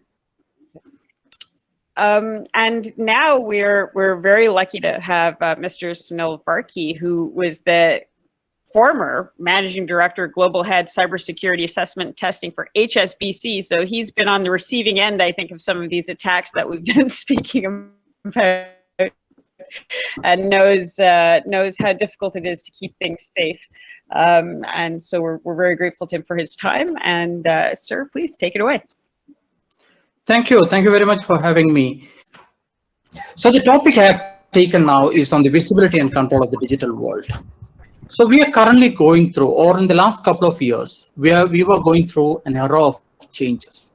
And that was extremely dynamic, disruptive, hybrid, complex change. And the aim of every enterprise or every CIO was to get into a digital maturity at some point of time. Now with COVID coming into picture, in a way, it accelerated the digital transformation, and it also disrupted in the normal way it was working on that. Now, in the COVID era, or the last 1 year, we are not just fighting an epidemic, we are actually fighting an infodemic. Every day we are seeing one or the other attacks happening everywhere. There is a serious surge in the exploit attempts which we are seeing. It is related to an access management, it is related to ransomwares, business email compromises, misinformation, fake news, spam campaigns, malicious emails, and the very recent one we have seen, the supply chain one. And supply chain attacks were there for since 2013. Target was a case study where we all went through multiple times. But what we saw this time was on a software supply chain, where a trusted environment or an application we have been using for, this company was running for 22 years with $1 billion revenue, and they had 300,000 customers in their platform, and in one of their platforms, which has 33,000 customers, were compromised completely. That is a software supply chain attack we have seen. And was there any way to identify that it was a malicious code which has been getting updated? Absolutely nothing, because antivirus were not detecting. And we also saw a lot of good things happening at that point of time, because FireEye was very proactive coming to the market and saying that we found something, although they were also impacted. It was the sense of one individual who was logging into the system, found an anomaly over there. And we also started seeing issues related to OT systems. Earlier, the camera scanning or assessments on a camera or a printer were good to have, and we never found what is the rational or the seriousness of getting it remediated, because there was an ownership issue across the organization. Now, what we have seen recently was a major OT attack. And we are in a situation where the wolves are attacking when the herd is distracted. Because in the enterprises, we were under the layered security in the fortress man, and we were a herd together. We had, to a great extent, herd immunity. Now we are isolated in our own island for the last 1 year, and the attacks are just in surge. And the adversaries are highly, highly motivated in the entire thing. So if you look at from an adversary perspectives, they are actually engaging in a new terrain, which we were not very much used to, because now all our endpoints are exposed directly to the internet. There was a scenario where the organizations had the work from home policies, we had laptops equipped to handle face to internet. But when the COVID era happened, literally many organizations shipped their desktops to the house to make sure the service availability is happening. And those devices are not fully equipped to be directly exposed to the internet. And that's what we are seeing right now. There is a new network traffic patterns completely. New privileges are given, because earlier privileges were very much retained or limited for the need to know basis. In the new COVID era, service availability becomes the priority, and a lot of new privileges were given without a due consideration of the security. There is a surge in external IP volume, because earlier we were very clear in our VPN traffic or anywhere we know this is the baseline traffic which used to happen, and we know when an anomaly happens. Now what is happening is 95% or 98% of our traffic is an external IP address. And we cannot actually go back and find out whether somebody is hopping through an IP address of the local region or is it something totally different. Especially for global companies, that the pattern of monitoring through the IP traffic was completely into chaos. And so and entire across the legacy systems, aged or weak. So we are seeing a lot of issues which is currently happening, because legacy systems which is inside our perimeter is now exposed out for the consumer because they need to work in that mode. So that is another major issue we are seeing on that. And from a herd level, we were working together to defend together. We have actually moved as an individual. The pandemic has changed the social economic pattern and systems and created a lot of uncertainty around us. And when you look at these attacks, 90% of the incidents are avoidable. These are caused by errors, omissions, and oversights. And in another word, these are self-induced wounds. We hear S3 bucket getting leaked. Every huge volume of data getting out because of S3 volumes. But in reality, this S3 by default is not exposed to the internet, but somebody done it and missed revoking the permissions back. So that we are in that era. And we are missing the basics many a times. And in another way, we are working on a blindfolded environment. Why blindfolded on that? One of the critical fundamental requirements for a security is to know what are we trying to protect? What is our asset? Now with many organizations are struggling or done multiple initiatives over the time to make a CMDB, at least a CADB proper for a very, very long time.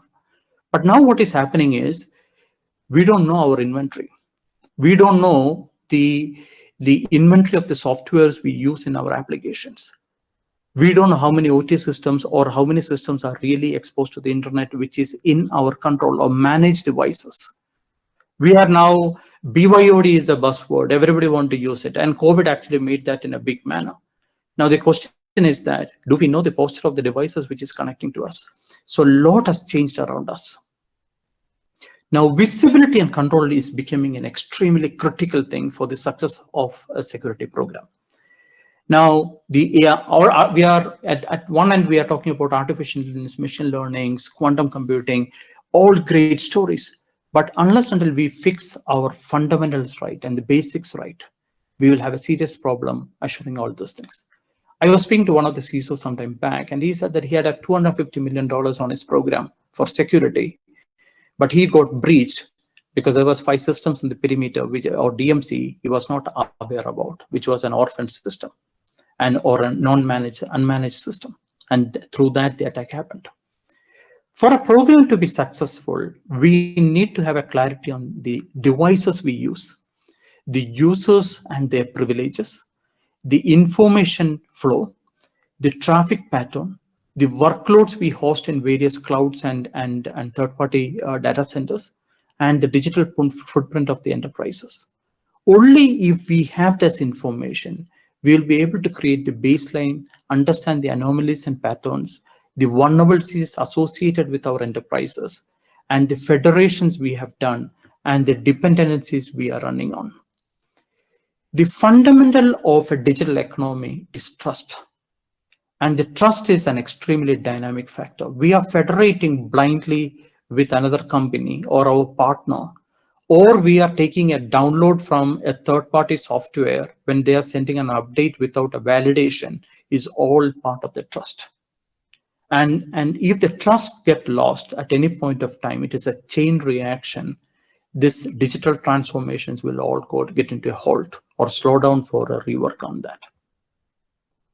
So take an example of the devices. Now, with so many attacks happened over the time, we also know that so much of privileges or identity is available in the wild. The attackers has a lot of information. We are talking, hearing about the Microsoft attacks. We are talking about Qualys attacks. We are hearing about the SonarWinds attacks, all recent. And the information collected outside is available with various adversaries. So now the question is that when a remote connection is happening to our critical resources, we seriously need to look at who are you, who is the person who is connecting, and does he own this device? What type of device is it? And where is it connecting from? How is it connecting? Is it through a VPN, local LAN, or is it through somewhere else hopping in? What is the hygiene of these devices? If we don't have this information, it is extremely difficult to manage our environment. If the right and adequate visibility is critical to our environment, like I mentioned, we need to know the application, software bill of material. It is all theoretical concept to say that we need to have a software bill of material. People are using reusable components, and there is no inventory maintained to know where we have used that application, that software in an application. When we know there is a vulnerability in the world, or there is an exploit happening on that, we have absolutely no visibility to identify where that component has been used and how to prevent it. And that is the reality we are in. So without this, unless until we have a right visibility, we may not be able to respond properly or create a proper cyber resilience, which is our ultimate aim to have it. In the traditional security, the school of thought we all started with is saying that we have a perimeter, everything outside the perimeter is bad, and everything inside the perimeter is my trusted body. That's how we designed security. And external access untrusted, internal is trusted. Now the third party or the supply chain is also part of our internal, because we vetted, we done our due diligences, and we said that we trust them, they are also part of the internal. Now we had actually used a lot of blind trust. What changed over this period of time? That perimeter vanished. So there is nothing called external traffic or the internal traffic. Now with COVID also, everything became external. So it is high time we need to seriously look at from a blind trust to a zero trust. It is a long journey. It is not overnight. We have to go by component wise. We have to redefine the trust in a different manner to take one by one components into scope. So the zero trust typically works on an assumption saying that data is our centric focus. Network is always hostile, where internal and external threats are always present. And internal network is not equal to trusted network. Every user, every device, every traffic must be proven to be legitimate. And we need to log and inspect every traffic. This fundamental assumption can also be true or effective only if we have the visibility of the devices, users, application, traffic we are connected or connecting to a critical resources of us. Zero trust is a concept which has been built by Forrester a decade back. Initially, it was mainly at the network layer, because that time we believed in the perimeter layer security. And we said, okay, our segmentations at the network layers, perimeter has been well defined, so that is how it has been done. In the new world, it is getting into multi-component. We are starting at data as the fundamental thing to look at. Where is the data getting generated? Who has the privilege to access that data? Where does the data resist? And the entire life cycle of the data. Then comes this network, which was already there. The workload, which is the cloud, which is hosted in a third party. We are looking at that as a component and trying to create the required zero trust around it. The devices. If you look at the devices again, the ISO 27000, the Mitra attack models, the maturity models, everywhere the asset management is one of the critical things as a foundation block. And if you don't get that right, the entire program is at risk. And we have seen a number of times in the history that attacks happened because of a rogue system or a rogue user or a rogue application which was in our network. And very rarely we have seen that somebody use huge kinetic power to break our perimeters and come inside. And then on the people and the analytics side. This pandemic needs a vaccine, but the infodemic needs a cybersecurity revolution. We are in that situation right now. For us to survive further, for us to have a cyber resilience, we need to relook at the entire cybersecurity programs and the school of thoughts we came from to a totally different one. And it has to happen, and it is the time now. Thank you very much. Thank you, sir. That's a lot to think about. You've summarized a whole new set of problems. It's sort of a condensation and an acceleration of a process of opening up our systems that I think was not anticipated, expected, planned for, and we don't quite know how to handle. So in this discussion about creating this cybersecurity revolution, what do you think are some of the key starting points? Is that something that starts at the universities, at the government level, in the businesses? How do we start to put together the pieces needed to protect the systems?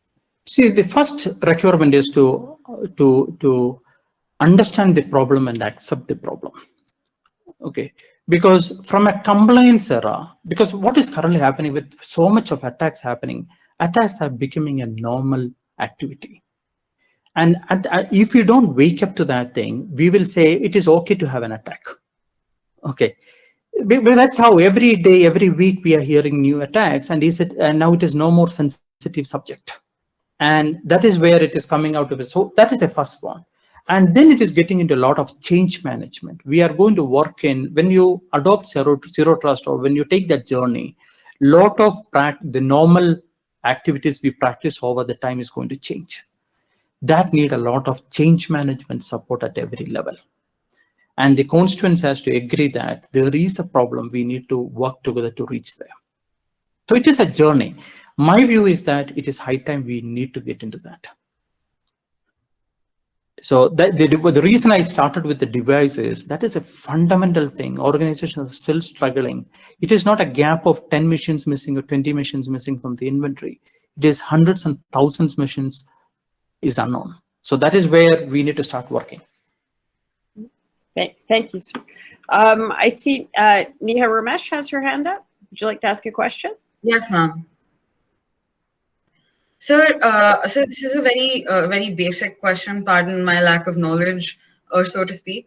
So the system you speak of, is at least the cybersecurity space that you say will be effective and efficient in preventing attacks, is one that is based off of complete transparency of the user, their location, their device, and the applications they run on said device.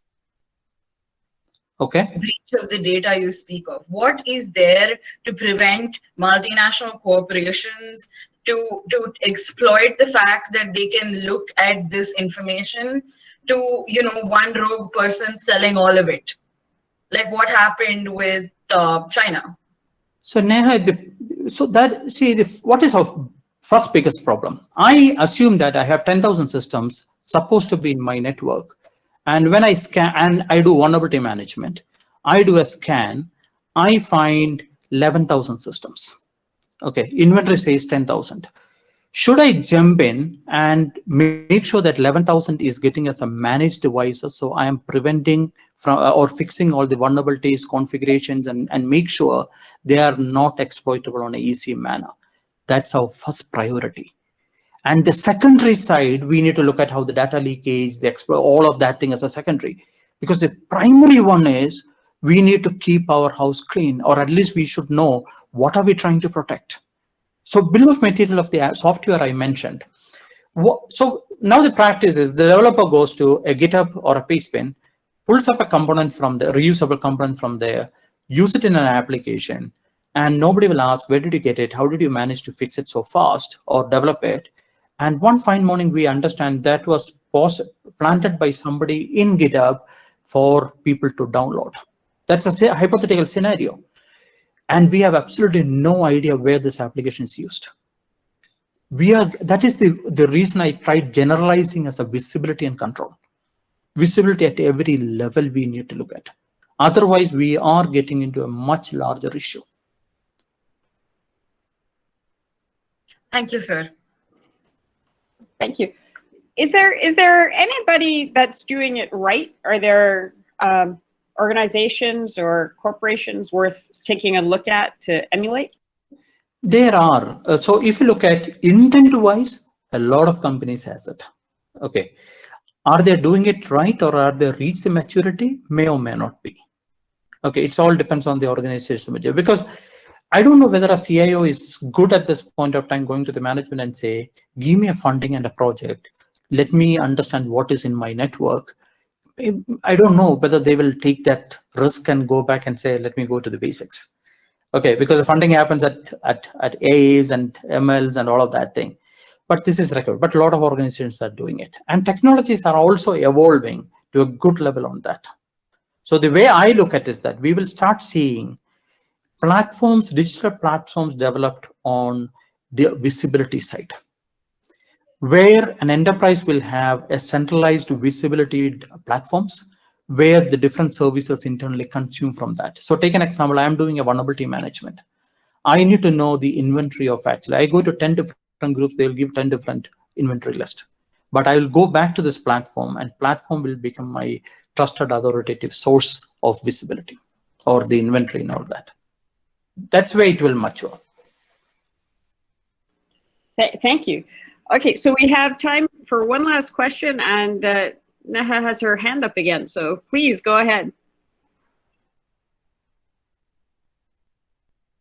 Thank you, sir. So my secondary question is related to what Cleo ma'am said.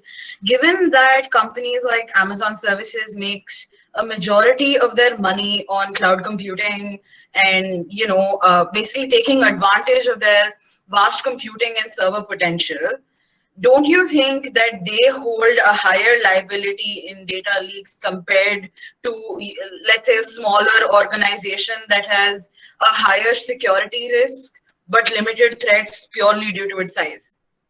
See, whether they hold the liability or not, if your data is lost, you are impacted.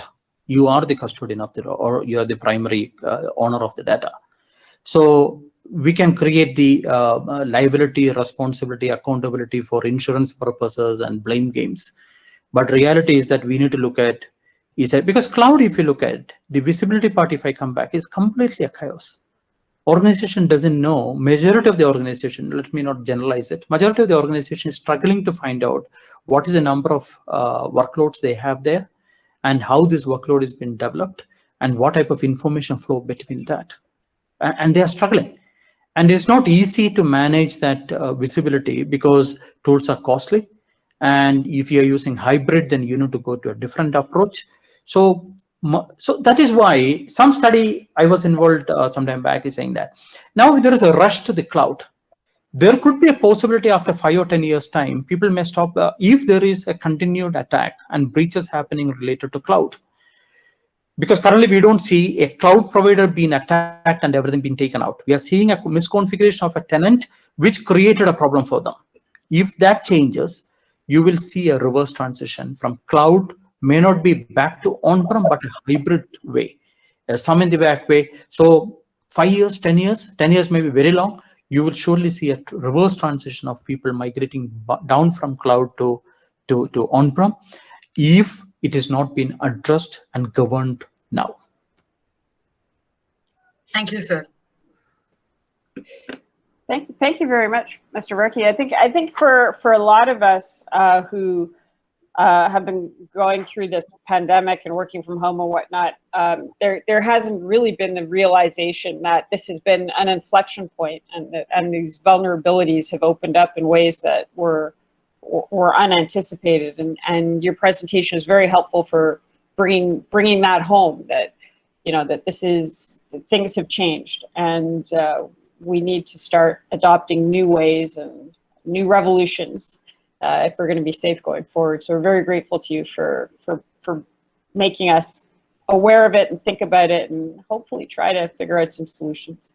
So thank you very much. Thank you very much. Appreciate it.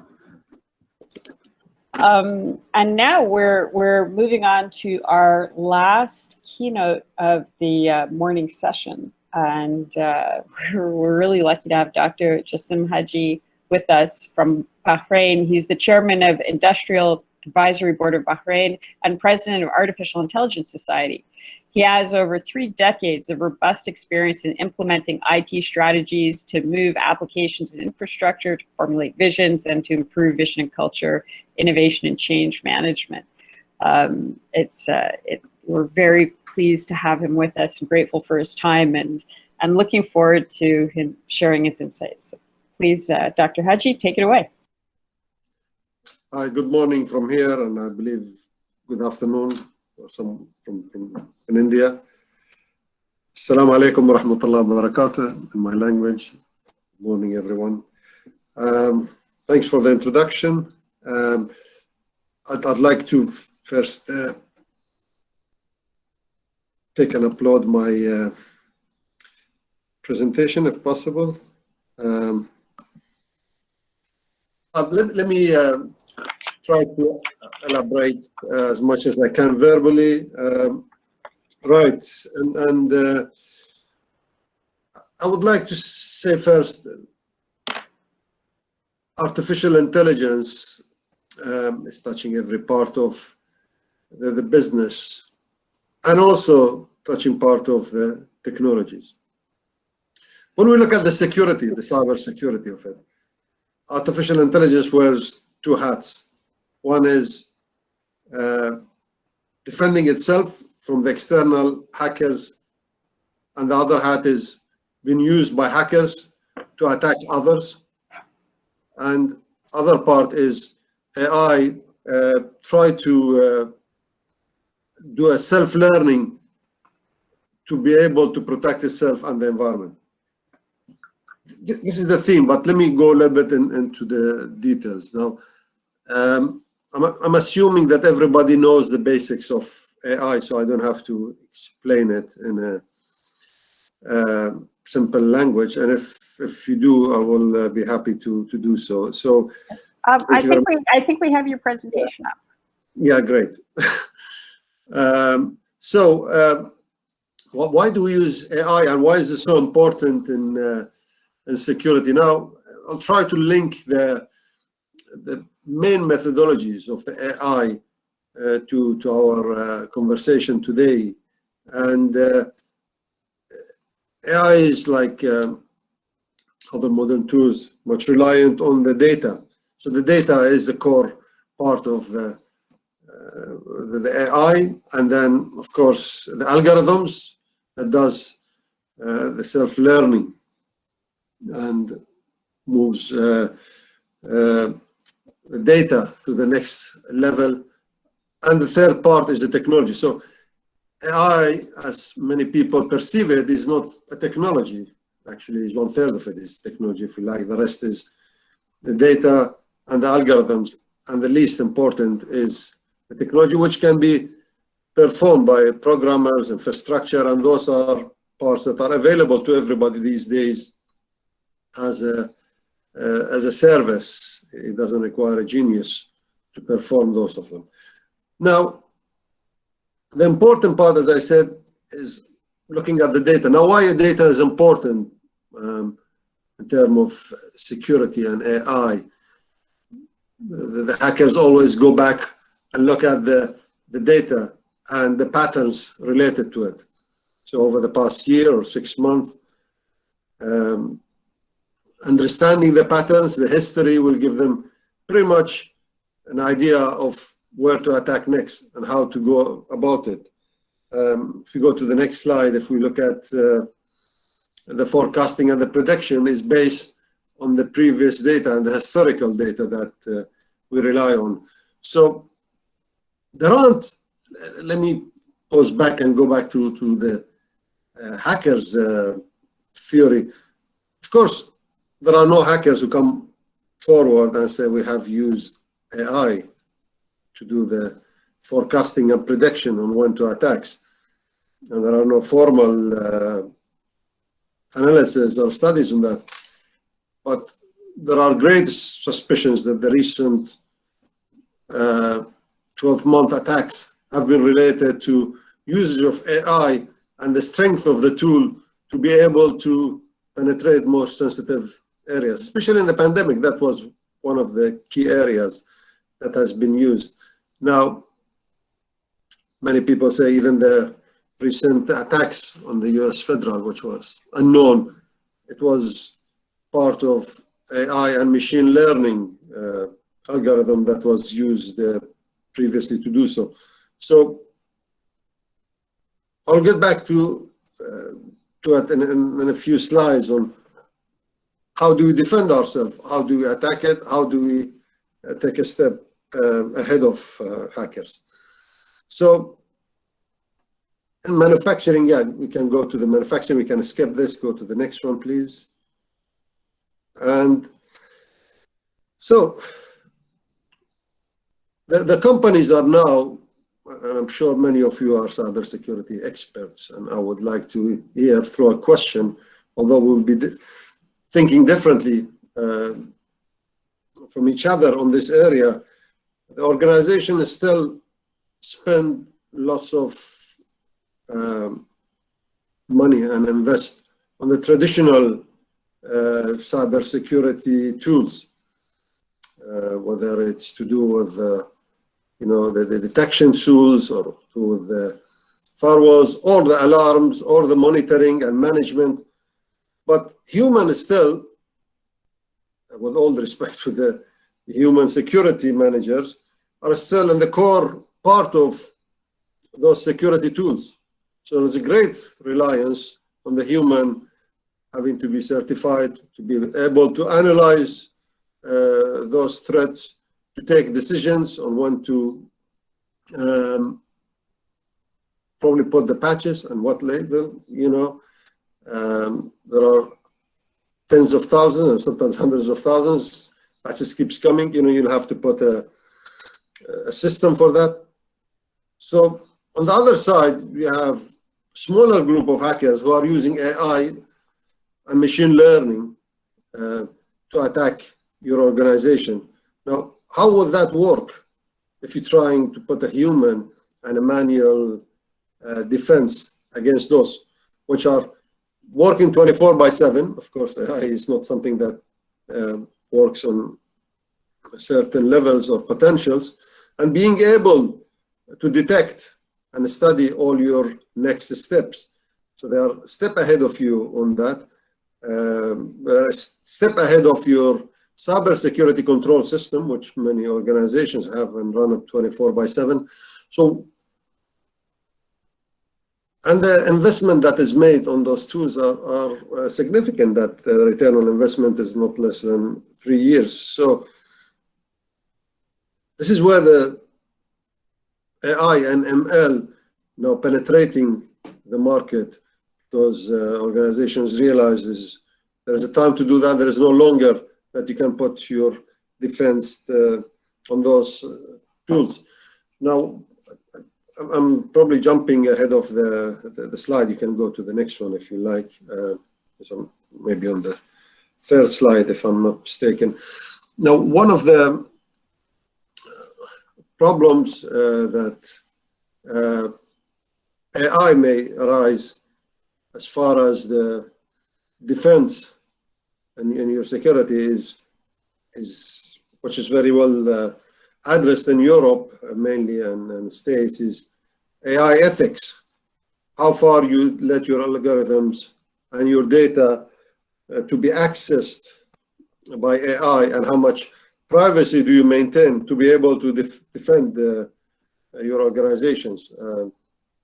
There are 192 organizations, mainly in Europe and States, that look at AI ethics. And surprisingly, there are none in the Middle East and Asia, as far as I'm concerned, that as far as I know, on the international level to address those. But that's also cultural issues, because, do you put a preference on some of the data privacy, or you put a preference on your security level threats that comes from those areas? So the people who drive the algorithms, statistics, they need to be very wary of that. As I said earlier, ML keeps learning by itself to be able to mature, understand from the data, understand from the traffic flow, understand from the data sets that is reviewed every day, every moment, to be able to read the future threats and have an equivalent balance with cyber attackers. Now, this is very much in the heart of AI ethics. How much learning is enough? What level do you let machine learning react to those threats with its learning process? These are some of the questions. I mean, this is AI and machine learning and cybersecurity is by no means a mature product, but it's definitely coming up. I'm putting the slides, so I'm sure all of you have views of it, and then look at the examples. If you move on, the next threats, and just a previous one of the main areas that we today also we might be subject to, apart from the pandemic that has increased by over 67%, the number of threats are in the financial service, with the rise of virtual banks and new banks where they have no employees in future, and all the broking business, the investment is done by machine learning and AI. So imagine a threat to the AI driven. So this is another example that I was talking about. So far we're talking about using AI ML in defense of your system, but now here is the organization which is based on AI. So AI has to defend itself, or the virtual banks, for instance, against the threats and malfunctions to it. So this place where the machine learning is coming to probably an understanding. If you then have strong algorithms based on that, you will be able to, a smart hacker can put their ML with the ML in the banks as two units having discussions and be able to take over if they are capable of to do that. So it's not all rosy pictures, but these are the bigger threats as we go to the virtual environment. If you may proceed as well to the next one, again, is in the banking when we talk about the fraud detection. As per statistics from the banks, nearly 70% of the threats, or that comes as a fraud cases to the banks, after 4 months, they realized that those frauds are not genuine. So that's, you had a bunch of employees over 4 months trying to find out about those fraud cases, and 70% of them are not even a threat. 20% of them are frauds that are probably obvious, that could have been handled in the first place. So you're talking about less than 10% of real threats. Now, with the introduction of AI ML, those fraud detections been reduced for the banks who have been using them from 4 months to anything between 10 minutes to 15 minutes. I imagine in terms of time saving, in terms of alerting your management, that has a big role to play in. I have some examples of AI cyber securities. I think it is on the next slide, if you don't mind. That's the customer service. Again, the customer service, just very quickly, Now, with the rise of pandemics, most of the front desk stuff, the routine activities have been diminished, and technologies like a chatbot have risen. Chatbot through voice or through text chatting. Now, although that has reduced the number of staff and increased the activity and efficiency, but don't forget the chatbots are not like normal stuff. The call center staff, traditionally, they have access to limited data, and they can transfer, especially in the financial services, to the back-end staff to make decisions to provide authorities. Now, with the chatbots, traditionally, you don't need the back-end staff. So they are authorized to access different levels of data based on the authorization, the customers, and the verification provided. Now, this by itself is a threat within AI to be able to handle. I think we passed the, can we go back a little bit if you don't mind?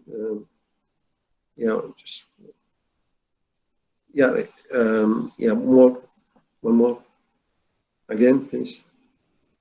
Sure, one more. Yeah. Well, yeah, if is this slide and the next one that we would like to just look at the, for instance, facial recognitions. Again, the facial recognitions with the aid of machine learning is now used in many areas to be able to verify what authorities you require to handle. But with the deep fake and the face recognitions combining together, this is becoming the biggest threat. And the latest machine learning solutions that even Google now providing, that looking at AI and many of their mobile app activities to fight the cyber security. So there are a lot of intelligence solutions that has been used. The irony is that AI, ML in the cyber defense are predominantly not provided by the big five technology leaders like AWS, Google, and Microsoft, and others. These are more specific companies who are specialized in those, and those are the ones who are giving guidelines to the big five. So it shows that the market is so much open, and even the leaders are not being able to make most use of the security in that area. If you just, next slide, please, if you don't mind. Yeah. Again, we're talking about the collection of the data and the different logs here. We can see the AI, how far it can go to do that. It can also, on the malicious activities, this is used on the other side. It can by itself read, prepare, and do the attacks. It also can be a step ahead of you in creating spam emails without having to study each individual users. These are probably an examples not for you to exercise them, but for you to understand the other party and also to be able to use them in your defense. And the last but not the least, we were talking about the detection of the viruses through the AI algorithms. Now, I would like to probably leave 5 minutes for if any questions, because fortunately I have to catch up the next conference, which is more or less on the same subject with the Middle East cybersecurity. Thank you for listening to me.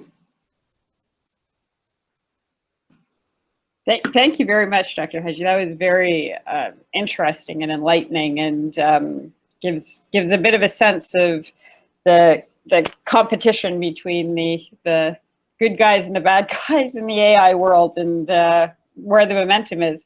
And I mean, I'll just grab the first question, the privilege of the first question, Well, which is, sorry? I was saying the competition is not between bad and good guys. The competition is between machine learning and human. Ah, there you go. Okay. So, because what it sounded like was that those who are trying to use AI with malicious intent are coming up against the defensive capability. But if I've misunderstood, please explain. Yeah, well, I mean, those people who are maliciously attacking others, they're using AI as a tool. So they're not actively involved in the attacks, where they have put the algorithms on the AI to be able, you know, with the little guidelines and supervision, to be able to independently decides on the attacks when the time is right and when the opportunity is correct. And this is where we are facing with those malicious attacks. So if the trend lines continue, where do you think we could be in 2 years from now? Well, we have to move with I strongly believe with AI security defense strategically from now, because whether the other parties are preparing with attacks using the machine learning, or if they're still doing it manually and you want to be a step ahead of them. So whether you're competing with them or you're being ahead of them, I believe the traditional investment and traditional methods of human being in control of those are no longer viable for the future. Are there countries that you think are doing this well? On which side? On the bad guys or the good guys? On the bad guys, there are many countries doing it. Yes, they are. They're not announcing it, but they are doing it, and you can see the trend, the complexity, and the smartness on some of them, the period between them, and the majority of the industry that they try simultaneously. It is completely revolutionized from how it was previously. So you can't, with all the respect, think that the human has evolved itself in the past 12 months or so to become that effective. So they have used something more efficient than the human to do so. But on the defense side, yes, there are companies doing it. And as I said, giving a few examples, that the bigger companies, they're using it on their product. They're probably not using it yet offering it as a service to the customers, but many companies doing it for their own. And I'm sure once they have established it and when they are comfortable with it, this is something that will hit the market. Okay, thank you. I think we have a question from Neha Ramesh. Yes, ma'am. Please go ahead. Sir, so I was curious about, I was studying up on AI and how machine learning works and how it could replace a lot of the decision-making process in the future. A huge part of that is using something that is colloquially referred to as swarm technology. Although it is in its conceived stages, what do you think the repercussions of such a technology being applied to modern AI can be? Some people call that as a beginning of the artificial general intelligence. And AGI is something that the scientists believe that by 2050 will be as effective as human in the usage in the entire industry, and that is based on swarm and other technology. But I'm very reluctant to make such a long-term futuristic statement, because I don't know if in 2 years' time what we call today as machine learning and deep learning will be there, or they will be replaced with something much more intelligent and which is identified by a different name or technology. So it's early to say, but one thing we can definitely probably state, and in line with what you have just mentioned, that I would say the group of AI techniques that are moving towards the fifth revolution are by no means slowing down. So you will be seeing something like that and more advanced. Thank you, sir. Thank you.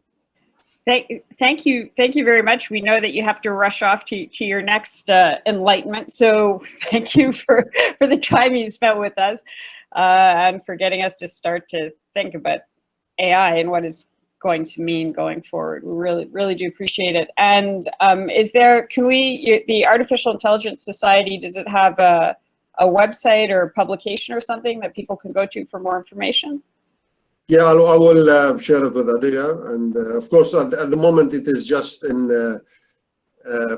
for Bahrain, and we just do activities around the region. But it's at the end of the day, it is something that worldwide concern, and without collaboration with the rest of the region and the wider region, will not be able to achieve it. And it's nothing specific to people or areas or cultures. Yeah, and I think that as you pointed out, I think there's a bit of a lack of understanding of all the depth of the research that's going on in other parts of the world, and it would be nice to know a little bit more about it. So thank you very much for your time. Thank you for having me. Have a good rest of the day. Thank you.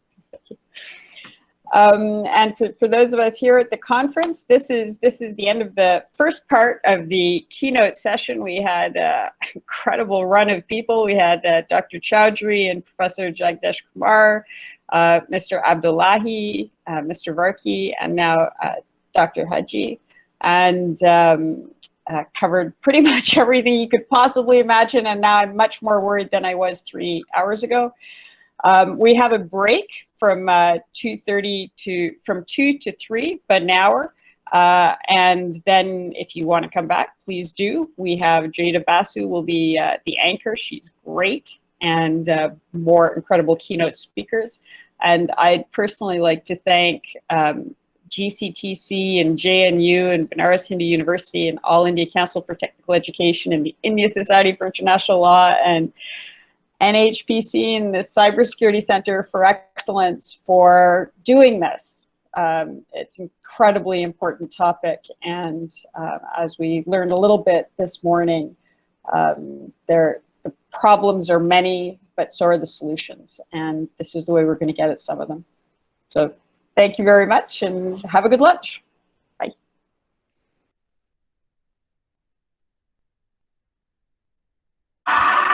NHPC Limited, formerly known as National Hydroelectric Power Corporation Limited, was incorporated on November 7, 1975, with the aim of tapping the vast hydropower potential of the country.